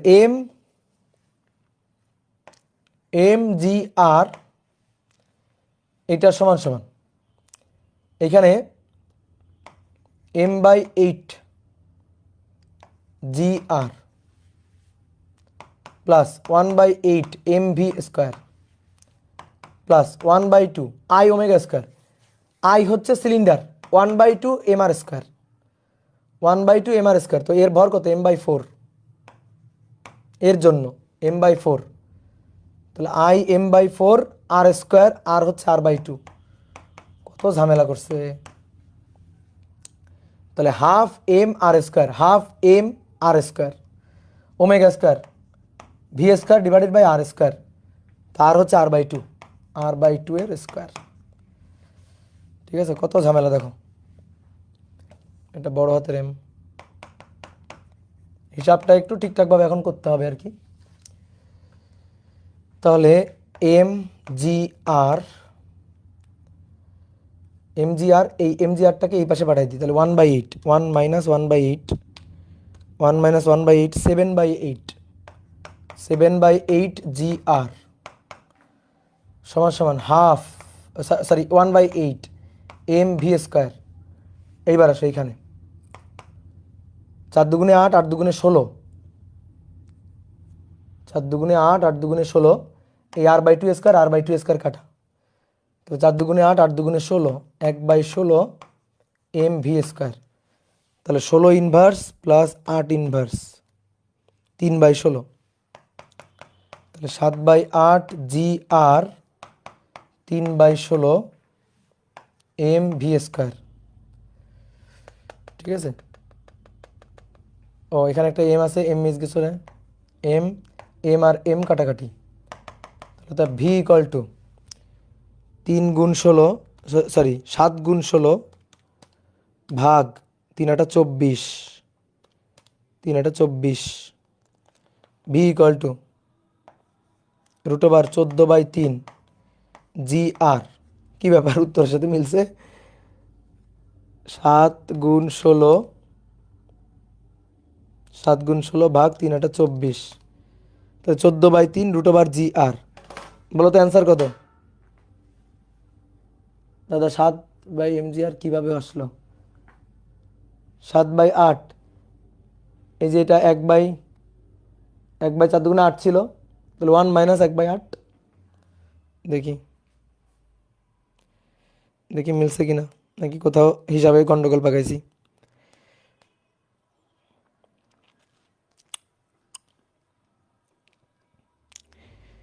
ধরো ধরো ধরো একটু দেখি। 56/9, আমার আসছে 14/3। কোথায় ভুল করেছি দেখি। ব্যাসার্ধ যখন r/2 তখন মোট গতিশক্তি mgr, ঠিক আছে mgr নিছি। mg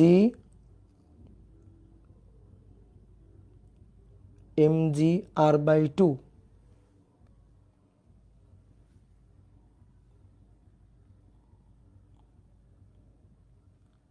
mg r/2, m/4,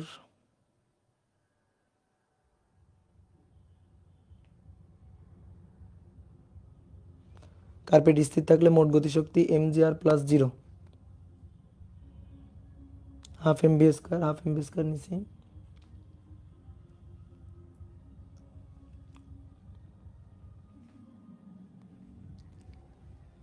answer শিটে ভুল থাকে অনেক, ম্যাথগুলোর হিসাবে গন্ডগোল হয়। 56/9, 56/9 কেন হবে? ওরা এখানে কি ভুল করছে কিনা দাঁড়াও একটু দেখে নি।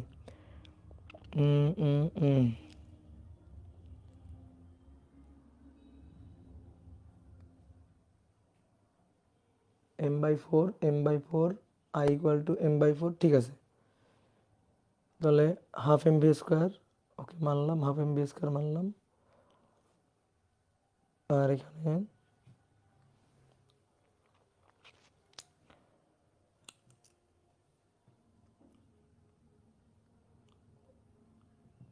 Half m r/2², ω²v²/r²।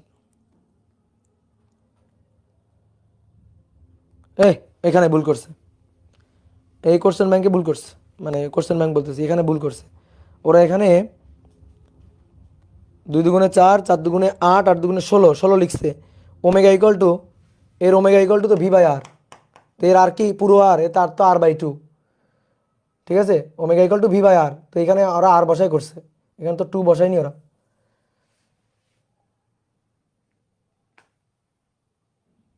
এই তো এই ঝামেলাটা করছে, ঠিক আছে, এরা ভুল করছে, ভুল করছে, ঠিক আছে, ভুল করছে, এটা ঠিক আছে। এটা হচ্ছে কত নম্বর ম্যাথ, কত নম্বর ম্যাথ গো?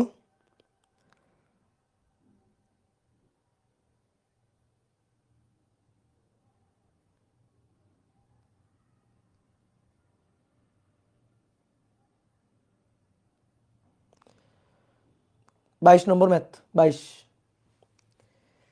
জানি না গো, হ্যাঁ জানি না গো, ধরে মারবো। এটা ঠিক আছে। ও, অনেকক্ষণ ক্লাস নিলাম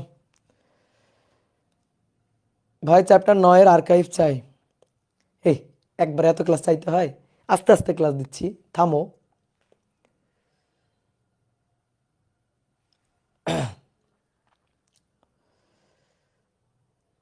ভাত খাইনি দাদা, চলো খাই। কি রান্না করছো তোমার আম্মু বলো? আসবো, বলো, দাওয়াত দাও আমারে।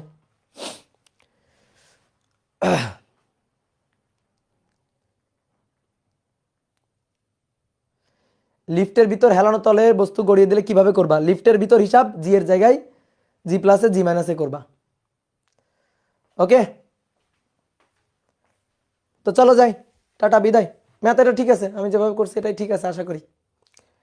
আর ম্যান ইজ মর্টাল, ভুল হইলে হইতে পারে, বুঝলা ভাই। একজন ব্যক্তি বল প্রয়োগ করে বইকে যদি স্থির রাখে তাহলে তলের প্রতিক্রিয়া বল আর প্রযুক্ত বল সমান, এই কনসেপ্টটা বুঝিনি।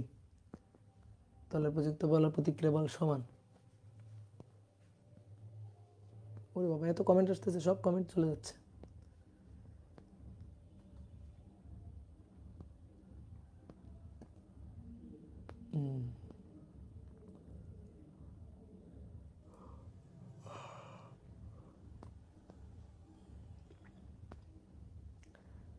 পোলাপানের এত এত কথা, দেখো কমেন্টের ঠেলায় আমি থাকতেই পারতেছি না। এই গেলাম গা।